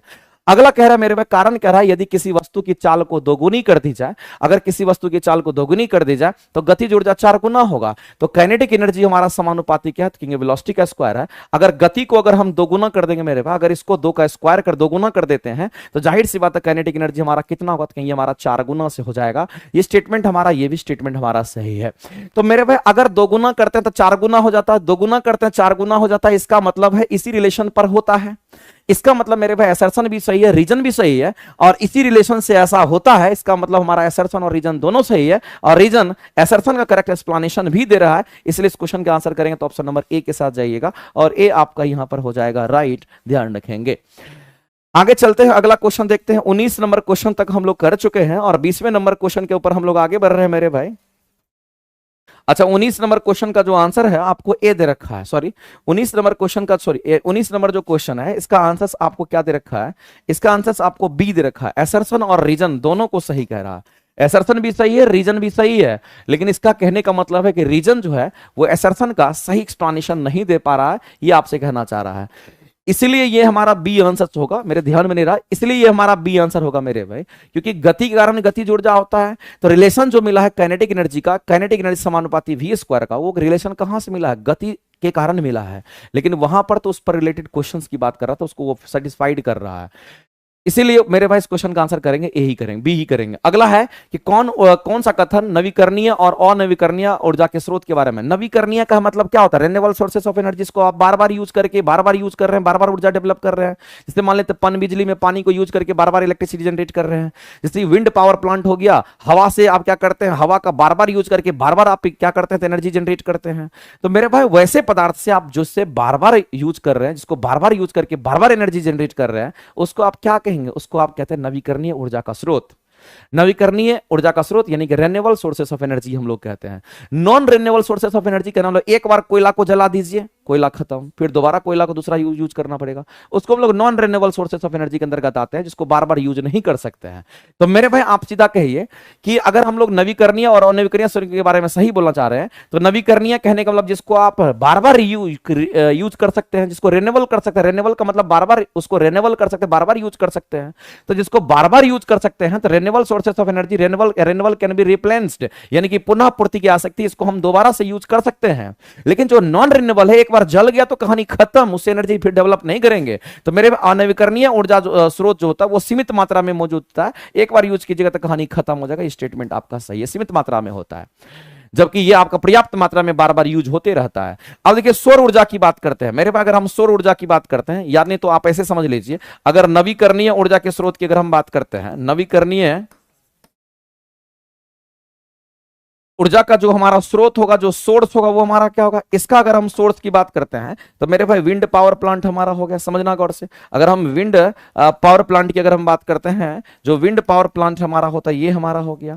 साथ ही साथ आपको ध्यान रखना मेरे भाई, यहां पर हम लोग कह सकते हैं कि हमारा हाइड्रो पावर प्लांट्स की हम बात करते हैं, हम हाइड्रो पावर प्लांट की बात करते हैं, या फिर हम लोग कहेंगे यहां पर सोलर एनर्जी की अगर हम बात करते हैं, जो सोलर एनर्जी है, सन की एनर्जी मिलती रहेगी और एनर्जी जनरेट होता रहेगा, रेन्यूएबल होता रहेगा। तो मेरे भाई सोलर एनर्जी एक नवीकरणीय ऊर्जा का स्रोत है, ये बिल्कुल सही है, जबकि कोयला एक बार जलाइएगा तो दोबारा कोयला यूज नहीं होगा और नवीकरणीय ऊर्जा का स्रोत है। स्टेटमेंट भी आपका सही है, ये सही, ये सही, ये सही है। इसका मतलब मेरे भाई तीनों के तीनों स्टेटमेंट सही, तो आप ऑप्शन नंबर डी के साथ जाइए और इस क्वेश्चन का आंसर आप डी करके आइए और सीधा आपका डी आंसर ही राइट हो जाएगा। ऑप्शन नंबर यहां पर क्या होगा, तो मेरे भाई डी करेक्ट हो जाएगा, इसमें कहीं से कोई दिक्कत वाला मामला नहीं। आगे चलते हैं, अगला दे रखा है कौन सा स्टेटमेंट हमारा सही है। सही स्टेटमेंट को ढूंढना, मेरे पे कोलाइड्स की बात कर रहा है और निलंबन की बात करता है, तो आपको ध्यान रखना, एक तो हमारा कोलाइड्स होता है और इसको कोलाइड पढ़ते भी हैं, इसको हम लोग क्या पढ़ते हैं, इसको हम लोग कोलाइड पढ़ते हैं, इस बात को ध्यान रखना। और दूसरा हमारा जो था इसको हम लोग सस्पेंशन कहते हैं, इस बात को आप ध्यान रखेंगे। दूसरा हमारा क्या, तो मेरे भाई सस्पेंशन है, और हिंदी में इसको क्या बोलते हैं, इसको हिंदी में निलंबन कहते हैं, इस बात को ध्यान रखना। निलंबन का निलंबन के अंदर जो हमारा पार्टिकल का साइज होता है, इसके अंदर मेरे भाई पार्टिकल का जो साइज होता है वो हमारा कैसा होगा, इसके अंदर पार्टिकल का जो साइज होता है, इसके अंदर पार्टिकल का साइज मेरे भाई कोलाइड के पार्टिकल के साइज से बड़ा होता है। इसके अंदर कहेंगे कोलाइड जो हमारा, तो कोलाइड के पार्टिकल के साइज से ये बड़ा होता है। कोलाइड के पार्टिकल की अगर बात करते हैं तो कोलाइड के पार्टिकल के साइज से क्या होगा, तो कोलाइड के पार्टिकल के साइज से ये क्या होता है, कहेंगे साइज से ये बड़ा होता है, ये बात आपको ध्यान रखना है। तो मेरे पास साइज किसका छोटा होगा, तो साइज इसका बड़ा होता है, इसमें जो छोटे छोटे पार्टिकल्स होंगे साइज बड़ा होगा, इसमें साइज छोटा होता है, दोनों में अंतर बस यही होता है।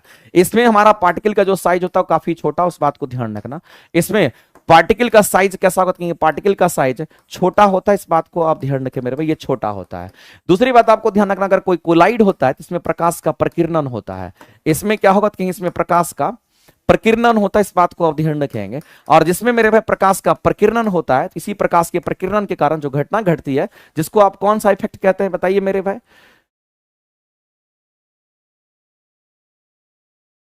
तो ये इसमें प्रकाश का प्रकीर्णन हमारा होता है। कोलाइड्स में क्या होता है, कहेंगे प्रकाश का प्रकीर्णन होता है। दूसरी बात आपको समझना मेरे भाई, ये हमारा हेट्रोजीनियस मिक्सचर होता है। मिक्सचर तो दोनों हमारा है, तो याद रखना मेरे भाई ये कैसा होगा, तो कहेंगे ये हमारा हेट्रोजीनियस होता है, विसमांगी मिश्रण होता है।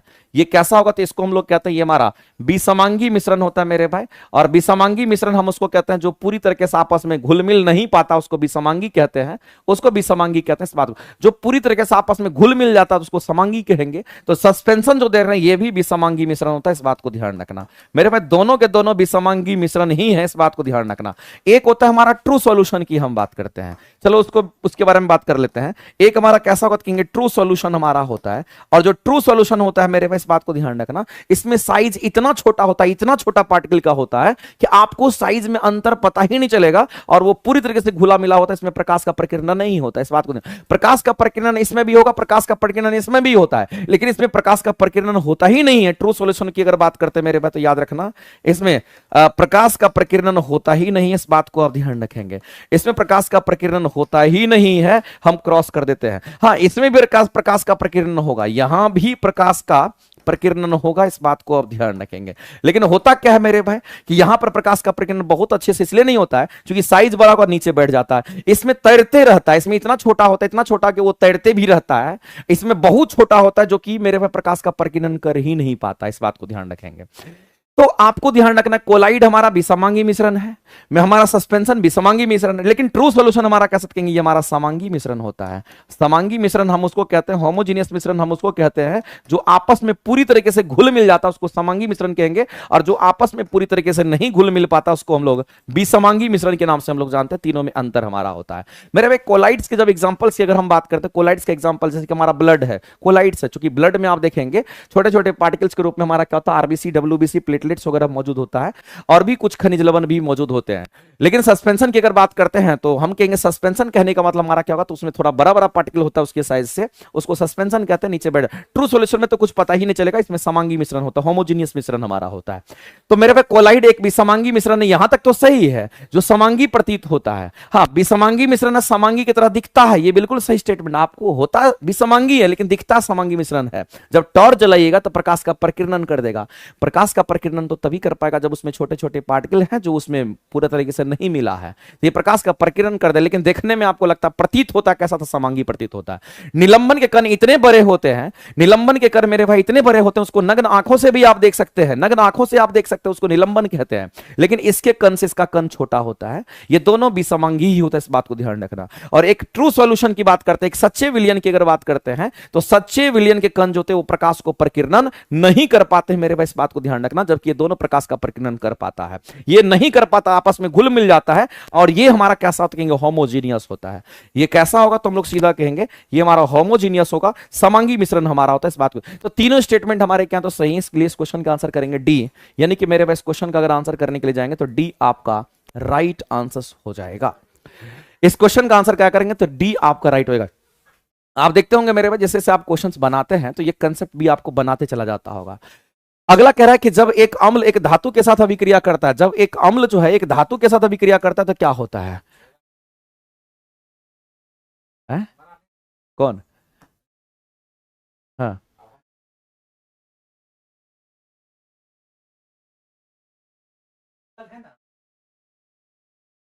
नहीं दूसरा हाथ है ना। जब एक अम्ल एक धातु के साथ अभिक्रिया करता है तो आमतौर पर हाइड्रोजन गैस निकलता है मेरे भाई। मैंने कितनी बार बोला है कि ये धातु है और धातु मान लेते हैं कि कोई एसिड के साथ, अम्ल के साथ रिएक्शन करता है। तो अम्ल अगर होगा तो जाहिर सी बात इसके पास हाइड्रोजन होगा। हम लोग जानते हैं कि जिसके पास हाइड्रोनियम आयन होता है वो उसको अम्ल कहते हैं, जिसके पास OH माइनस होता है उसको हम लोग क्या कहते हैं, उसको हम लोग क्षार कहते हैं।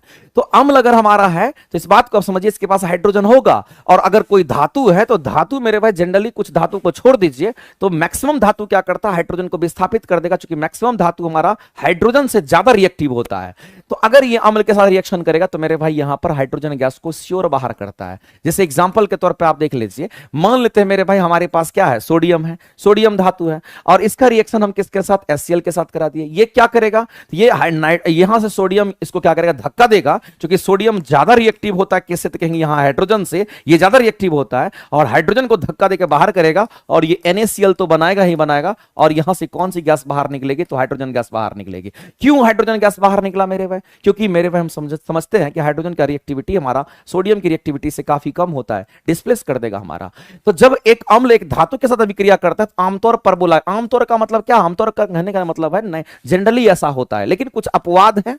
अपवाद क्या है, तो जैसे हमारा सोना हो गया, चांदी हो गया, प्लेटिनम हो गया, कॉपर हो गया, या फिर हम कहेंगे यहां पर मरकरी हो गया, ये सब क्या करता है, विस्थापित नहीं कर पाता है। बाद बाकी मेरे भाई ये सब हमारे जितने भी तत्व हैं वो सब हमारा धातु विस्थापित कर देगा, ध्यान रखना। और अम्ल में तो हाइड्रोजन ही होता है, इसलिए वो तो ये हमारा असर्शन सही है। रीजन क्या कहता है उसको समझिए।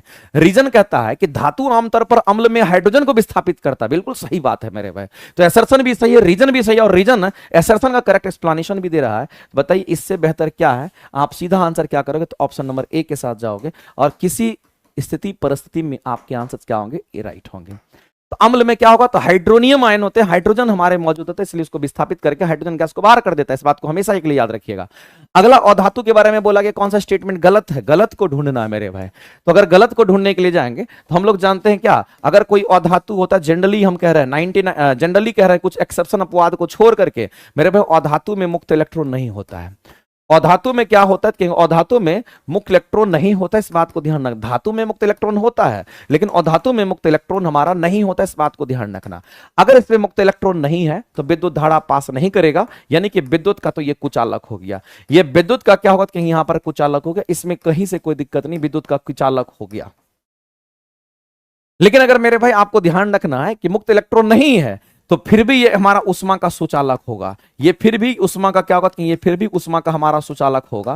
कहिए क्यों उष्मा का सुचालक होगा, इसका कारण है। इसका कारण क्या है मेरे भाई, तो इसका कारण ये है कि उसके मॉलिक्यूल्स के अंदर कंपन होगा। मॉलिक्यूल्स में क्या होगा, तो कहेंगे मॉलिक्यूल का कंपन होगा, और मॉलिक्यूल का जब कंपन होगा तो मॉलिक्यूल के कंपन के कारण उष्मा संचरित हो जाती है। उष्मा क्या हो जाती है, तो उसमें संचरित हो जाती है, इस बात को आप ध्यान रखना। इससे उष्मा संचरित हो जाती है, ये बात आपको ध्यान रखना है। तो अगर कोई अधातु अगर हमारा है तो हम सीधा कह सकते हैं कि अधातु में हमारा क्या होगा, तो मेरे पे आमतौर पर लिखा है, क्या लिखा, आमतौर पर लिखा है कि आमतौर पर उष्मा और विद्युत के कुचालक होते हैं। तो मेरे भाई विद्युत का तो कुचालक होगा ही होगा, और ये उष्मा का भी कुचालक होगा। बहुत सारे ऐसे भी अधातु होते हैं जो उष्मा का कुचालक भी माना, जैसे लकड़ी वगैरह होता है, बहुत धीरे धीरे उष्मा को पास करने देता है। उसी के बेसिस पर मेरे भाई इसको भी आप सही मानिए। आमतौर पर बोला है, जनरली बोला है, ऐसा नहीं बोला कि ऐसा होता ही है, इस बात को ध्यान रखिए। जनरली बोला गया, इस बात को ध्यान रखना। और आमतौर पर अगर मान लेते हैं मेरे भाई अधातु होता है, तो अधातु जैसे आप हथौड़ा से मारिएगा तो टूट करके बिखर जाएगा, चकनाचूर हो जाएगा, फैलेगा नहीं, टूट करके चकनाचूर हो जाएगा। यानी मेरे भाई आमतौर पर वो भंगूर होता है, और पीटने पर वो पूरा चकनाचूर हो जाता है। आमतौर पर मेरे भाई अगर अधातु की बात अगर करते हैं तो हम सभी लोग जानते हैं कि जो अधातु होते हैं, अधातु के जो ऑक्साइड्स होते हैं वो क्या बनाते हैं, तो अधातु के ऑक्साइड्स अम्लीय प्रकृति का होता है, इस बात को ध्यान रखना। अधातु के ऑक्साइड्स अम्लीय प्रकृति का होता है, ये बात आपको ध्यान रखना। जबकि मेरे पास धातु के जो ऑक्साइड्स होते हैं वो क्षारीय प्रकृति का होता है। अगर कोई धातु ऑक्सीजन के साथ प्रतिक्रिया करेगा तो धातु का ऑक्साइड्स बनेगा, और धातु का जो ऑक्साइड्स होगा हमारा क्षारीय प्रकृति का होगा, ये बात आपको ध्यान रखना है। तो ये जनरली हम लोग ये जानते हैं। तो यहां पर मेरे भाई आपको ध्यान रखना है कि उष्मा का सुचालक और कुचालक ये दोनों हो सकता है। ये उष्मा का कुचालक भी होगा और उष्मा का सुचालक भी होगा, इस बात को आप ध्यान रखेंगे। ये मेरे भाई कुछ हमारे यहाँ पर उष्मा का क्या होगा कि यहाँ पर कुचालक भी होता है, इस बात को ध्यान रखना। और अधातु कुछ उष्मा का विद्युत धारा का सुचालक भी होगा, जैसे कि ग्रेफाइट है, ग्रेफाइट अधातु है, फिर भी उष्मा का कुछ सुचालक होता है, विद्युत धारा का सुचालक, जो कि आप ग्रेफाइट अपवाद है, एक्सेप्शन है। लेकिन जनरली में मेरे भाई इसको आप काउंट नहीं कर सकते हैं। तो आप इसको सही मान के चलिए, क्योंकि उष्मा भी हमारा संचरित नहीं करती है, क्योंकि बहुत सारे अधातु ऐसे हैं जो कि उष्मा का संचरण नहीं करता है। लेकिन विद्युत धारा तो कुछ अलग ही होगा, चूंकि मुक्त इलेक्ट्रॉन होता है ना। अगर कोई मेरे पास ध्यान रखना, धातु तो भंगुर होगा, ब्रिटल होता है, हथौड़ा से मारिएगा तो वो टूट करके चकनाचूर हो जाता है। और मेरे भाई याद रखना, वे आमतौर पर अम्लीय ऑक्साइड बनाता है। और धातु के जो ऑक्साइड्स होते हैं अम्लीय होते हैं। आपको अधातु के बारे में बोला गया, तो अधातु के ऑक्साइड्स कैसे होंगे? तो अम्लीय होंगे। मेरे भाई 23 नंबर क्वेश्चन का आंसर क्या होना बताइए तो।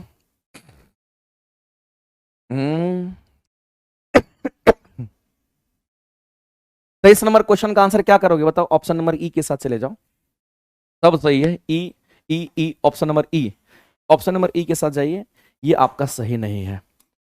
अगला है मेरे भाई आंतरिक निषेचन, इंटरनल फर्टिलाइजेशन माता के शरीर के अंदर। देखो फर्टिलाइजेशन दो तरह से होता है। फर्टिलाइजेशन जो होता है, अगर हम फर्टिलाइजेशन की अगर हम बात करते हैं, ये कितने तरीके से होता है? दो तरीके से। एक होता है मेरे भाई, आपको ध्यान रखना है, इंटरनल फर्टिलाइजेशन, इंटरनल फर्टिलाइजेशन होता है। और एक होता है एक्सटर्नल फर्टिलाइजेशन। एक हमारा इंटरनल और एक हमारा होता है एक्सटर्नल फर्टिलाइजेशन की हम बात करते हैं। एक इंटरनल होगा, दूसरा एक्सटर्नल फर्टिलाइजेशन होता है। इंटरनल क्या होता है? शरीर के अंदर होता है। ये किधर होगा? तो शरीर के अंदर होगा। और ये किधर होगा मेरे में? तो शरीर के बाहर होता है। एक्सटर्नल बात से पता चलता है ये हमारा शरीर के बाहर होगा। ये शरीर से क्या होगा? तो कहेंगे ये शरीर से बाहर होगा। ये हमारा शरीर के क्या होता है? कहीं अंदर होता है। इस बात को ध्यान रखना।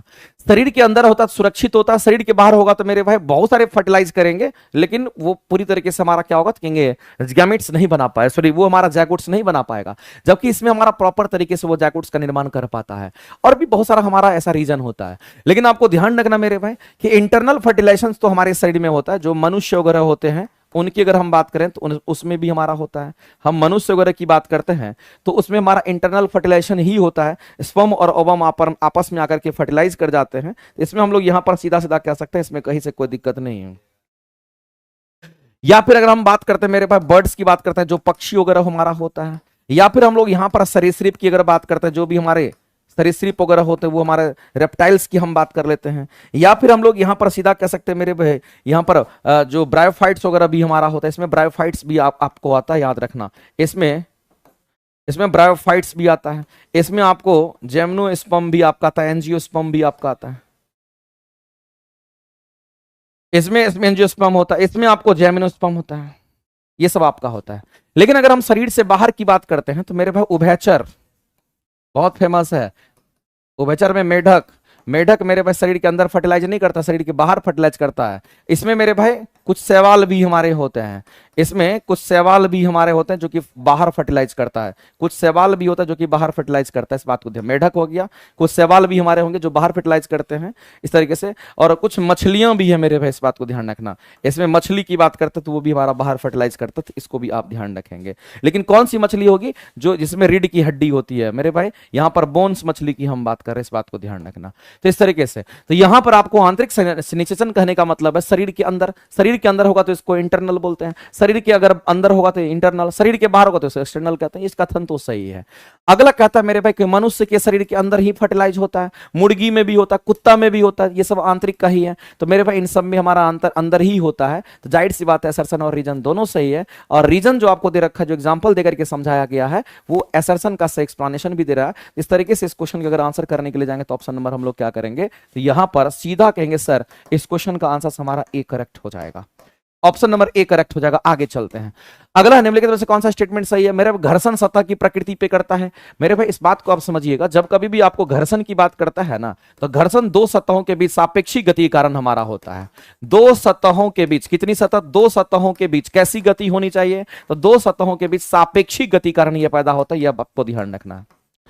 सापेक्षिक गति के कारण, सापेक्षिक गति के कारण ये क्या होता है? ये पैदा होता है। ये बात आपको ध्यान रखना। घर्षण की हम बात करते हैं।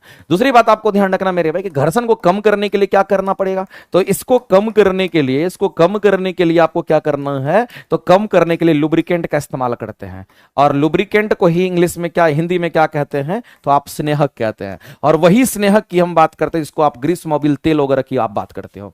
तो दूसरी बात ध्यान रखना मेरे भाई, घर्षण जो होता है हमारा, ये हमारा सतह पर निर्भर करता है। अलग अलग सरफेस पर घर्षण अलग अलग होगा। अगर कोई खुरदरा सतह है तो घर्षण ज्यादा होगा, अगर कोई समतल सतह है तो घर्षण कम होगा। तो मेरे भाई ये सतह पर निर्भर करता है, इस बात को आप ध्यान रखना। ये किस पर? तो सतह पर निर्भर करता है, इस बात को ध्यान रखना। ये किस पर निर्भर नहीं करता है? याद रखना मेरे भाई, ये एरिया ऑफ कांटेक्ट पर निर्भर नहीं करता है। ये किस पर?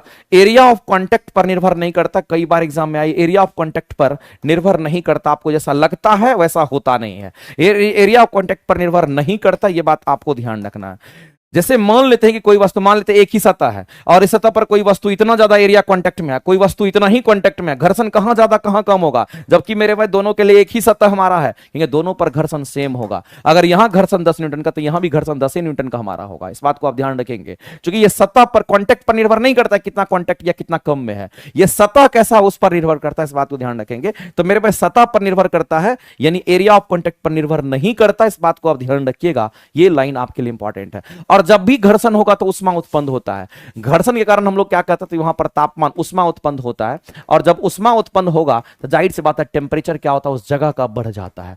टेम्परेचर बढ़ जाता है। आप अपने दोनों हाथ को भी रब कीजिए तो देखिएगा घर्षण होगा, घर्षण होगा तो उष्मा उत्पन्न होगा, तापमान बढ़ जाएगा। और स्नेहक जो लुब्रिकेंट का उपयोग करके हम लोग क्या करते हैं, इसका उपयोग करके घर्षण को कम करते हैं। जाहिर सी बात है स्टेटमेंट सही है। तो मेरे भाई सभी स्टेटमेंट सही थे, डी आप ऑप्शन करेंगे करेक्ट। आगे चलते हैं। और जो घर्षण हमारा होता है मेरे भाई, ये हमारा नेगेटिव फोर्स के रूप में होता है। इस बात को भी आप ध्यान रखेंगे। आगे चलते हैं, अगला क्वेश्चन हम लोग देखते हैं। पास में होता तो सर से पूछ करके संतुष्टि पता, बट क्या करें बहुत दूर है। बताइए क्या कहना चाह रहे हैं। थोड़ा एक्चुअली में क्या है कि क्वेश्चन थोड़ा ज्यादा रहता है और इसीलिए हम थोड़ा सा कोशिश करते हैं कि सभी का एक्सप्लेनेशन देते चले जाएं, क्योंकि अगर आपका हम कमेंट को पढ़ते रह जाएंगे तो पता चलेगा कि सारा क्वेश्चन रह गया, डिस्कस हो ही नहीं पाएगा, क्योंकि लेंदी क्वेश्चन रहता है और सभी क्वेश्चंस को बारी बारी से पढ़ना होता है। अब आप घर में टेस्टर का इस्तेमाल करते हैं कि नहीं करते? सिंपल क्वेश्चन है मेरे। जो टेस्टर यूज करते हैं, आप ये चेक करते हैं कि उस तार में करंट जा रहा है कि नहीं जा रहा है, करंट पास कर रहा है कि नहीं कर रहा है मेरे, उसका पता लगाने के लिए। तो विद्युत का संचालन होता है या नहीं होता, उसका पता लगा टेस्टर का यूज करते हैं। दूसरा आपको दे रखा है स्टेटमेंट को ढूंढना है। एलईडी जो हमारा होता है, लाइट इमिटिंग डायोड जो हमारा होता है मेरे भाई, कम भी कहेंगे धारा वाला, जो जिसमें कम ही करंट पास करेगा तो उससे भी हमारा वो जलने लगता है। और नल का पानी कैसा होता है मेरे भाई? नल का पानी जो होता है, जो नल का पानी होता है वो गंदा पानी होता है और उसमें विद्युत का संचालन हो सकता है। जबकि आशुद्ध जल को डिस्टिल्ड वाटर कहते हैं, जिसको हम लोग पीते हैं, तो डिस्टिल्ड वाटर में जितनी भी मेरे गंदगी होता है उसको बाहर कर दिया जाता है, इसलिए उसमें विद्युत धारा का संचालन नहीं होता है। तो ये स्टेटमेंट भी आपका सही है। तो कुल मिलाकर के तीनों सही है, तो आंसर करेंगे डी। आगे चलते हैं। आशुद्ध जल को कहते हैं डिस्टिल्ड वाटर, याद रखना, जिसको हम लोग प्यूरिफाई करके पीते हैं उसको डिस्टिल्ड वाटर कहते हैं। इस बात को आप ध्यान रखना। तो उसमें करंट पास नहीं करेगा, लेकिन अगर उसमें मान लेते हैं कि अगर अशुद्धियां अगर प्रेजेंट रहता तो उसमें करंट पास करता। अगर बीपीएससी शिक्षक भर्ती के लिए सेशन 8 का अगर टेस्ट देना है, मोबाइल पे या लैपटॉप में टेस्ट देना है, टेस्ट दीजिए जरूर, क्योंकि उसका बेनिफिट बहुत ज्यादा है।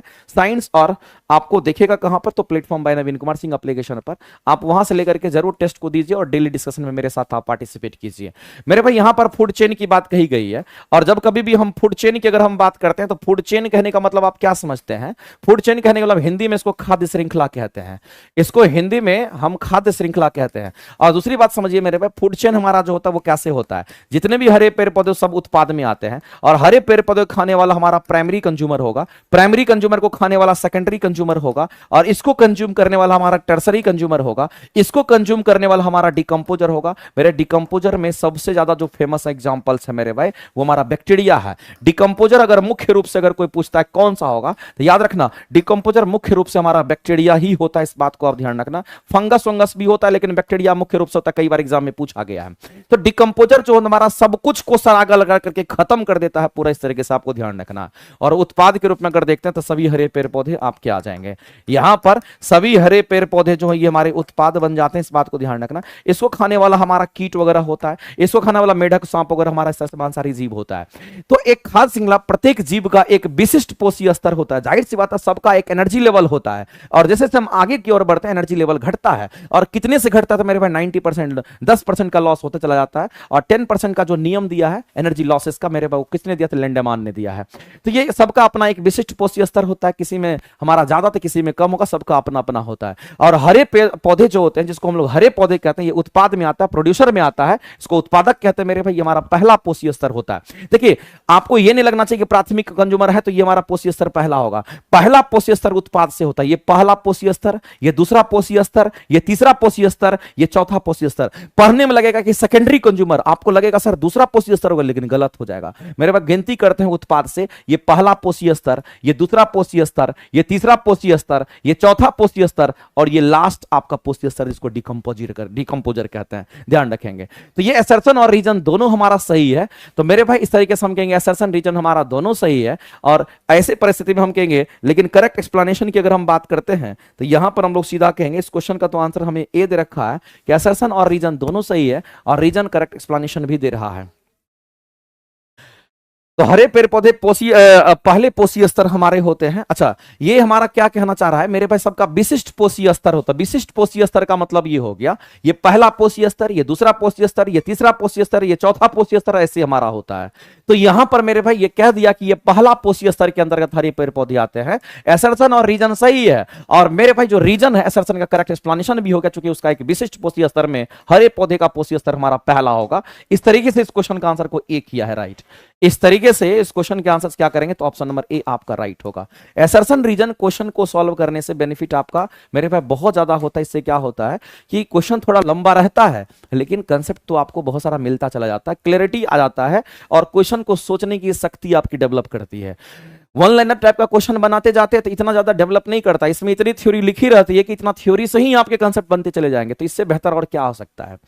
अगला मेरे भाई मैन्योर के बारे में अगर बात करते हैं तो हम सभी लोग जानते हैं जो खाद हमारा होता है, हम सभी लोग जानते हैं मेरे भाई, जैसे कॉडंग की हम बात करते हैं, किसकी बात करते हैं, कॉडंग। कॉडंग मतलब जो गोबर वगैरह होता है, कॉडंग कहने जो मेरे गाय का गोबर वगैरह होता है, हम उसकी बात कर रहे हैं।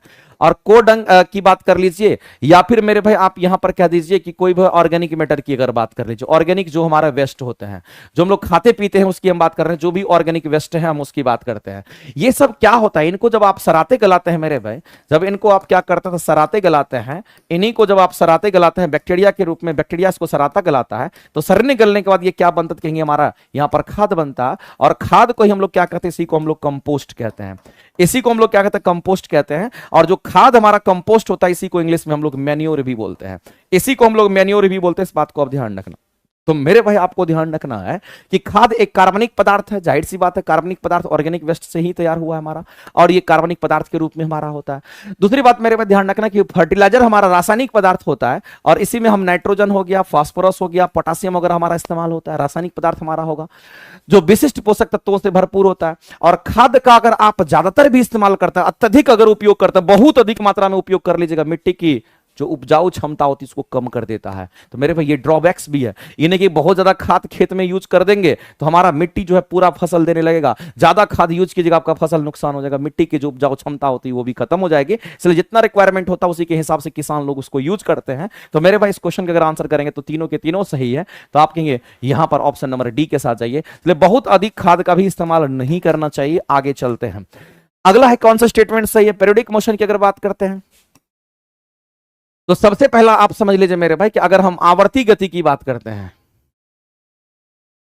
सबसे पहला चीज आप समझिए कि अगर हम आवर्ती गति की बात करते हैं, अगर हम आवर्त गति की अगर बात करते हैं तो आपको ध्यान रखना है इसी को पीरियोडिक मोशन कहते हैं। और आपको पता होगा पीरियोडिक मोशन के लिए हमने कितनी बार बताया है कि पीरियोडिक मोशन हमारा वो मोशन होता है मेरे भाई, पीरियोडिक मोशन हम उसको कहते हैं जहां पर अगर कोई वस्तु अपनी पोजीशन को बार बार रिपीट करती है, एक निश्चित समय इंटरवल के बाद अपने पोजीशन को बार बार रिपीट करती है, उसको हम लोग कहते हैं। तो आवर्ती गति होने के लिए क्या जरूरी कंडीशन ये है, एक निश्चित समय, एक निश्चित टाइम इंटरवल मेरे भाई, एक निश्चित समय पर कोई वस्तु अपने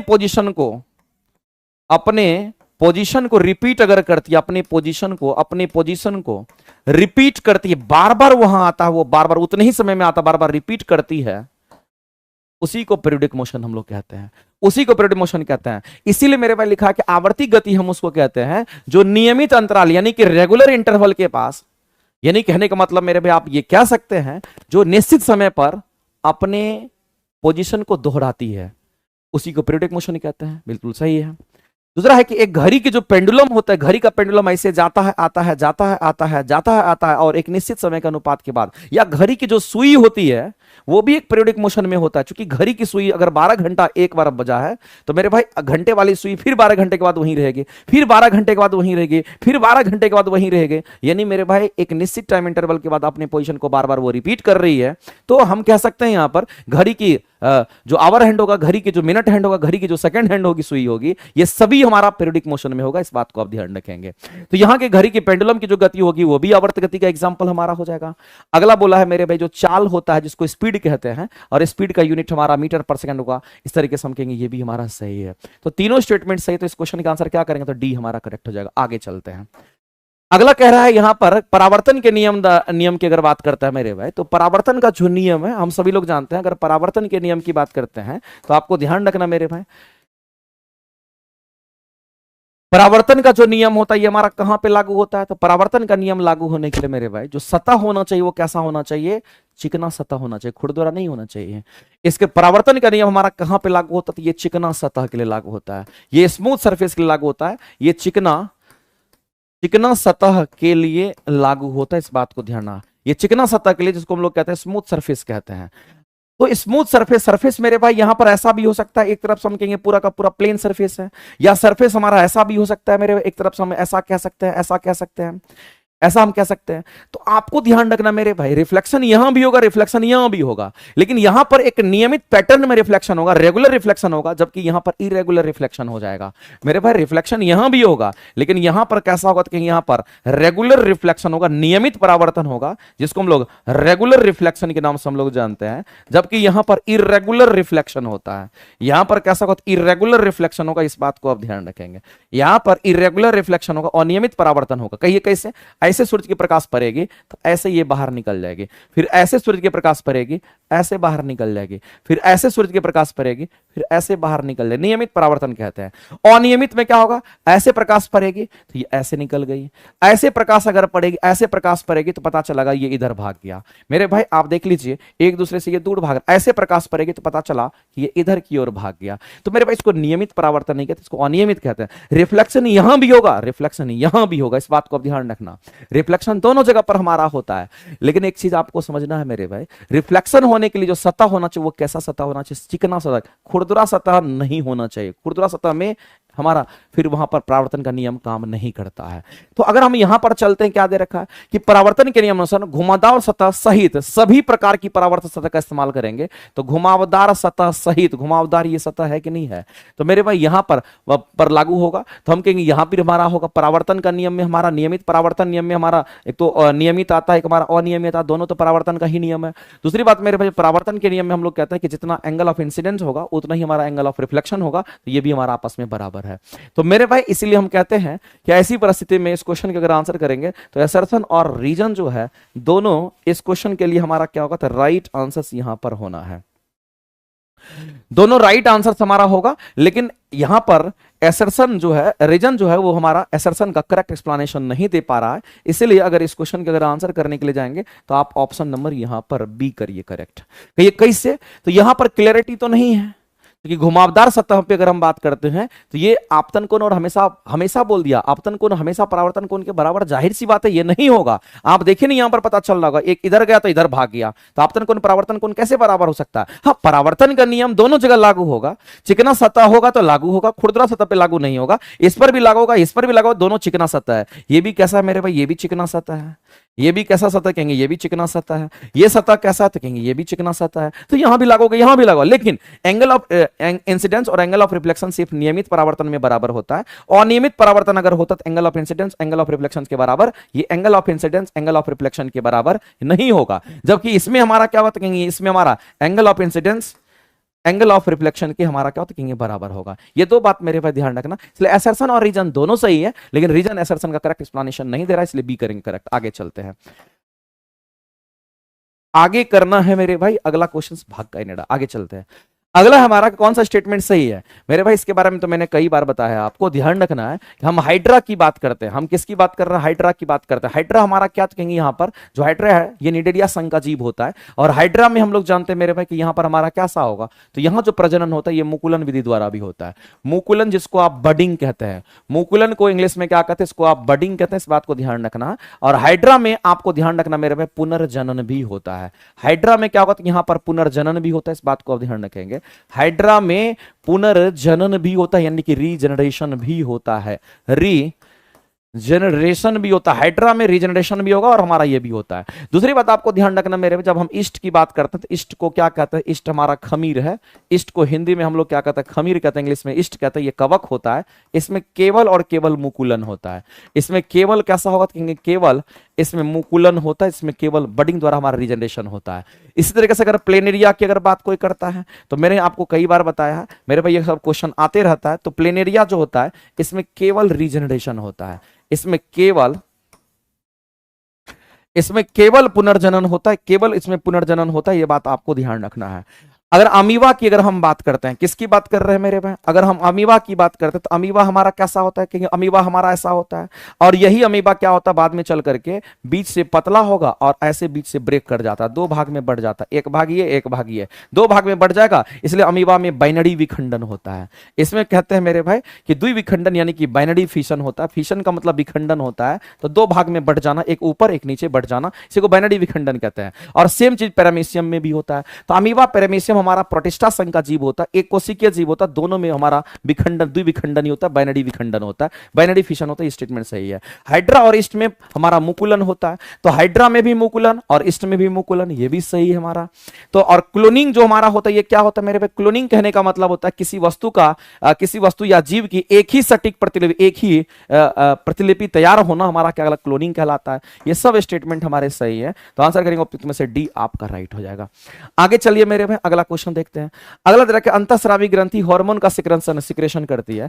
हम लोग मेरे भाई अगर ग्रंथि की बात करते हैं, अगर हम ग्लैंड्स की बात करते हैं, तो आपको ध्यान रखना जो ग्रंथि हमारा होता है इसको हम लोग ग्लैंड कहते हैं। ये दो प्रकार का हमारा ग्रंथि होता है। एक तो हम लोग कहते हैं कि इंडोक्राइन होता है, एक को हम लोग कहते हैं कि कैसा ग्रंथि होता है, इंडोक्राइन ग्लैंड्स होता है। और दूसरे को अगर हम लोग देखते हैं तो हम लोग क्या कहते हैं, इसको हम लोग एक्सोक्राइन ग्लैंड के नाम से जानते हैं। ये हमारा एक्सोक्राइन ग्लैंड होता है, इस बात को ध्यान रखना। अगर कोई इंडोक्राइन है तो इसको अंतःस्रावी ग्रंथि के नाम से हम लोग जानते हैं। ये ऐसी कैसी ग्रंथि थी, अंतःस्रावी ग्रंथि, इस बात को आप ध्यान रखेंगे। और इसको अगर हम लोग देखेंगे तो क्या कहेंगे, तो इसको हम लोग यहाँ पर बाह्यस्रावी ग्रंथि के नाम से जानते हैं। ये हमारा बाह्यस्रावी ग्रंथि, इस बात को आप ध्यान रखना। अगर मेरे भाई कोई बाह्यस्रावी ग्रंथि या हम लोग यहाँ पर अंतःस्रावी ग्रंथि होती है तो ये केवल हार्मोन का सिक्रेशन करेगी। ये केवल किसको सिक्रेट करती है, केवल हार्मोन का सिक्रेशन करती है। और अगर कोई बाह्यस्रावी ग्रंथि है, याद रखना मेरे भाई ये केवल एंजाइम का सिक्रेशन करती है। यहां केवल एंजाइम का सिक्रेशन होता है, इस बात को आप ध्यान रखेंगे। अब यहां पर मामला क्या है कि मेरे भाई आपको ध्यान रखना है कि अंतःस्रावी ग्रंथि हमारा स्टेटमेंट सही कौन सा है। स्टेटमेंट हमारा पहला स्टेटमेंट सही हो गया, क्योंकि अंतःस्रावी ग्रंथि हार्मोन का सिक्रेशन करेगा। और दूसरी बात, जो हार्मोन होता है ये रासायनिक संदेश का वाहक होता है। जो हार्मोन होता है मेरे भाई रासायनिक संदेश का क्या होता है, वाहक होता है। इस बात को हम सभी लोग जानते हैं। और पीयूष ग्रंथि को मास्टर ग्लैंड कहते हैं, और इसी से कहते हैं बहुत सारे हार्मोन का सिक्रेशन होता है। तो तीनों स्टेटमेंट तो आपका राइट हो गया, 1 2 3 तीनों करेक्ट होगा। तो ऑप्शन नंबर डी को टिक आउट कीजिए। इस क्वेश्चन के लिए भी आप डी को टिक आउट कीजिए। फटाफट करके मेरे भाई आगे बढ़ते हैं और अगला क्वेश्चन को हम लोग यहां पर देखते हैं। अगला क्या कहता है, गति के पहले नियम को जड़त्व का नियम कहते हैं। गति के पहले नियम से मेरे भाई जड़त्व के नियम का पता चला था, जड़त्व का पता चला था। जड़त्व क्या है, झटका। अगर आप गति में हैं, कोई रोक दिया आपको, चलो झटका लग गया। आप रुके हुए, कोई पीछे से धक्का दे दिया, मतलब आपको झटका लग गया, मतलब जड़त्व वही होता है।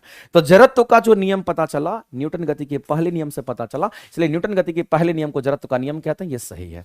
अगला कहता है इसका कारण देखते हैं, ये है कि नहीं, ये कथन का कारण है कि नहीं। कह रहे यदि किसी वस्तु कि अपनी गति की स्थिति में परिवर्तन का कोई क्या करता, विरोध करता, यानी कि कोई गति में तो उसको रोक रहा है, झटका लग जाएगा। इसका मतलब मेरे भाई ये कारण जो है, इस कथन का सही एक्सप्लेनेशन भी दे रखा है और यहीं से पता चलता है कि जरूरत तो ये है। यानी इस क्वेश्चन का अगर आंसर करेंगे तो ऑप्शन नंबर आपका क्या होगा, तो आप सीधा कहोगे सर ए तो मारिए ठीक, ए सही होगा। एसेसन रीजन दोनों सही है, रीजन करेक्ट एक्सप्लेनेशन भी दे रहा है। अगला कहता है धमनी जो होता है ऑक्सीजन युक्त ले जाता है, जो हमारा जो धमनी है ऑक्सीजन युक्त रक्त ले जाएगा। लेकिन अगर फुसफुस धमनी होगा तो ये हमारा क्या करेगा, तो CO2 लेकर के जाता है। ये हमारा CO2। तो हम लोग कहते हैं कि धमनी जो होता है ऑक्सीजन युक्त रक्त को लेकर जाएगा, तो धमनी क्या करेगा, तो हम लोग सीधा कहेंगे हम लोग शुद्ध रक्त का प्रवाह करता है। जबकि सिरा जबकि सिरा हमारा औसत रक्त का प्रवाह करता है। धमनी शुद्ध रक्त का प्रवाह करेगा तो फुसफुस धमनी औसत रक्त का प्रवाह करेगा। यहां मेरे भाई ऑक्सीजन को लेकर के अगर ये जाता है, ये हमारा CO2 को लेकर जाता है। ये स्टेटमेंट सही है। अगला, सिरा जो होता है उसमें पतली दीवारें होती, जबकि धमनी में मोटी दीवारें होती है, और उनमें वैल्व होते हैं। जैसे वैल्व होते हैं ऐसे वैल्व होते हैं मेरे भाई, जो वैल्व वन वे टाइप होता है। ट्राइकस्पिड बाइकस्पिड वैल्व का नाम आपने सुना होगा। आगे चलते हैं। अगला है रक्त का लाल रंग हीमोग्लोबिन की उपस्थिति। हीमोग्लोबिन क्या है? हमारा पिगमेंट होता है, ब्लड का पिगमेंट होता है, जो यहां पर लाल रंग देता है मेरे भाई। स्टेटमेंट भी सही है। अब बताइए डी आंसर क्या करोगे? राइट करोगे। आगे चलते हैं। अगला है कौन सा स्टेटमेंट सही है? कोशिका झिल्ली कोशिका आकार देता है। कितनी बार बता चुके हैं, पिछले क्लास में इसमें हुआ था। कोशिका भित्ति केवल और केवल प्लांट सेल में होता है। एनिमल सेल में कोशिका भित्ति एकदम बिल्कुल भी नहीं होता है। स्टेटमेंट आपसे, और यही कोशिका भित्ति क्या करता है? उसको आकार भी प्रदान करता है, कठोरता भी प्रदान करता है, और प्रोटेक्शन भी देता है। आगे केंद्रक जो होता है मेरे भाई, कोशिका का नियंत्रण केंद्र माना जाता है। कौन? केंद्रक, जिसको न्यूक्लियस कहते हैं। ये कोशिका का नियंत्रण केंद्र कहते हैं। ये nucleus is the control centre of cell होता है। ये मेरे पास सभी स्टेटमेंट हमारे राइट हैं। आगे चलते हैं। ये सब आप देख रहे होंगे, आपको बेनिफिट का। हमें वनों का संरक्षण करना चाहिए। अगर वन का संरक्षण करेंगे तो वन क्या करेगा? फोटोसिंथेसिस करेगा, तो कार्बन डाइऑक्साइड को लेगा, ऑक्सीजन छोड़ेगा, हमारे लिए भी यूजफुल होगा। तो मेरे भाई वन हमें ऑक्सीजन प्रदान करता है, वन्य जीवों को आश्रय देता है, और मिट्टी का कटाव को रोकता है, डिफोरेस्टेशन को भी रोकता है, और मिट्टी के कटाव को भी रोकता है। तो ये असर्थन और रीजन दोनों सही है। संरक्षण क्यों करना चाहिए उसका भी रीजन दे दिया। ऑक्सीजन प्रदान कब करता है? जब कार्बन डाइऑक्साइड लेगा तो ऑक्सीजन प्रदान करेगा। ग्लोबल वार्मिंग से भी कम करता है। यानी असर्थन और रीजन दोनों सही है। और रीजन असर्थन का करेक्ट एक्सप्लेनेशन भी देख के चला गया। यानी कि इस क्वेश्चन का अगर आंसर करेंगे तो ऑप्शन नंबर आपका क्या होगा मेरे भाई? तो ऑप्शन नंबर ए के साथ आप जाओगे। ऑप्शन नंबर ए के साथ आप जाओगे, और ए आंसर आपका राइट हो जाएगा। आगे चलते हैं। अगला सिस्मोग्राफी तो कई बार पढ़ चुके हैं। भूकंप की तीव्रता रिएक्टर पैमाना जो स्केल होता है वो हमारा रिएक्टर पैमाना 7 से अधिक होगा तो भूकंप हमारा विनाशकारी होगा। सब सही है मेरे भाई। इस क्वेश्चन का अगर आंसर करेंगे तो उपयुक्त में से एक से अधिक मारिए, यानी डी के साथ हो जाइए। आगे चलते हैं। कौन सा एक जीवाश्म ईंधन है मेरे भाई? जीवाश्म ईंधन कहने का मतलब है जो हजारों साल पहले से हमारा, जैसे लकड़ी है, लकड़ी सड़ता गलता चला गया, सड़ते गलते गलते गलते गलते वो क्या बन गया? तो मेरे भाई कोयला बन गया, चट्टान बन गया, उसी को जीवाश्म कहते हैं। लेकिन जो फॉसिल्स फ्यूल के रूप में अगर हम लोग जिसको देखते हैं, हमको किसको देखना? तो फॉसिल्स फ्यूल के रूप में अगर हम देखते हैं तो ये 3 चीज याद रखना मेरे भाई। इसमें हमारा क्या तो कहेंगे, यहां पर हमारा, हम लोग सीधा कहेंगे यहां पर हमारा 3 चीज आएगा। एक तो हम लोग कहेंगे यहां पर कोयला आ जाएगा हमारा। अगर जीवाश्म की अगर हम बात करेंगे तो इसमें 3 चीज हमारा यहां पर होगा, और कहेंगे यहां पर कोल आ जाएगा, जिसको हम लोग कोयला कहते हैं। या फिर हम कहेंगे यहां पर पेट्रोलियम पदार्थ की हम बात करेंगे, हमारा पेट्रोलियम हो गया। और साथ ही साथ मेरे भाई आपको ध्यान रखना कि नेचुरल गैसेस भी हमारे होंगे। नेचुरल गैसेस, ये 3 चीज जो हमारा है ना, नेचुरल गैस में आपका मीथेन गैस वगैरह सब आता है। तो ये सब हमारे तीनों तो फॉसिल फ्यूल के रूप में होता है। तो आपसे बोला कि जीवाश्म ईंधन कौन सा है? तो जीवाश्म ईंधन मेरे भाई ये जीवाश्म ईंधन नहीं है। लकड़ी जब हमारा लकड़ी जब हमारा बहुत दिन, बहुत 100 साल हो जाएगा, तब जाकर के ये क्या करेगा मेरे भाई? कोयला में परिवर्तित हो जाता है, तब उसको जीवाश्म कहेंगे। तो ये हमारा नहीं है, ये भी हमारा नहीं है, तो हम कहेंगे प्राकृतिक गैस के रूप में हमारा जीवाश्म हो सकता है। आंसर करेंगे सी। आगे चलते हैं। लिटमस का उपयोग अम्लीय और क्षारीय विलयन के बीच में अंतर पैदा करते, चूंकि लिटमस जो हमारा होता है वो क्या होता है मेरे भाई? एसिड बेस इंडिकेटर होता है। इस लिटमस की अगर हम बात करते हैं तो ये लिटमस हमारा क्या है? तो इसको हम लोग कहते हैं ये एसिड बेस इंडिकेटर होता है। इस बात को आप, एसिड बेस इंडिकेटर होता है। लिटमस हमारा एसिड बेस इंडिकेटर होता है। आपको ध्यान रखना, जो अम्ल क्षार में रंग पैदा करता है। और हम लोग जानते हैं कि अगर आप लिटमस पेपर को देखें तो ब्लू और लाल होता है, तो ब्लू को लाल करेगा, लाल को ब्लू करेगा। तो ये एक प्राकृतिक सूचक है मेरे भाई, बिल्कुल सही बात है। अम्ल को लाल और लाल क्षार को नीला में बदल जाता है। ये दोनों के दोनों स्टेटमेंट सही है, और ये इसका एक्सप्लेनेशन भी दे रहा है। तो आंसर करेंगे ऑप्शन नंबर ए के साथ। जाइए आगे चलते हैं। आज का ये लास्ट क्वेश्चन मेरे भाई होगा। 39 नंबर क्वेश्चन के बाद आपका आज का ये लास्ट क्वेश्चन होगा, और ये कहता है कि कौन सा स्टेटमेंट सही है मेरे भाई? घर्षण क्या है? तो कहेंगे घर्षण के कारण एनर्जी का लॉस होता है। अगर इंजन में घर्षण अगर होगा तो एनर्जी का लॉस होगा। एनर्जी लॉस का सबसे बड़ा कारण होता है घर्षण, याद रखिएगा। इसलिए घर्षण का नाम सुनते ही नेगेटिव फीलिंग आता है, एक आवश्यक बुराई है। यानी मेरे भाई आप ये समझ लीजिए कि ये एक आवश्यक बुराई कहने का मतलब इन द सेंस ये है कि घर्षण नेगेटिव फीलिंग को बताता है, लेकिन घर्षण पॉजिटिव फीलिंग भी देता है, क्योंकि घर्षण के बिना हम चल नहीं सकते हैं। दूसरी बात है, मशीन के जो पुर्जे होते हैं, जो पार्ट्स होते हैं, और जब वो घर्षित होते हैं, आपस में घर्षण करते हैं, तो एनर्जी लॉस होता है, और घिसाव के कारण हमारा क्या होता है कहेंगे वहां पर 5 मिनट। तो ऐसी परिस्थिति मेरे भाई ये तीनों के तीनों स्टेटमेंट सही है। सही है तो यहां डी राइट हो जाएगा। तो आज का जो डिस्कशन है आपका यहीं पर होता है एंड। लेकिन हम सभी लोगों को कहना चाहते हैं कि आप सभी लोग तैयार हो जाइए, और टेस्ट का डिस्कशन दीजिए ऑफलाइन सेंटर पर आकर के, जम के मेहनत कीजिए, रगड़ के मेहनत कीजिए, हौसला बुलंद करके मेहनत कीजिए। अगर आप दूर कहीं रहते हैं तो अपने मोबाइल में टेस्ट दीजिए और अपने लैपटॉप में टेस्ट दीजिए, सिस्टम पर बैठ करके टेस्ट दीजिए। जितना टेस्ट दोगे उतना कंसेप्ट क्लियर होगा। टेस्ट देने के बाद तब अगर डिस्कशन में आओगे तो बहुत कुछ सोच समझ करके तुम आओगे।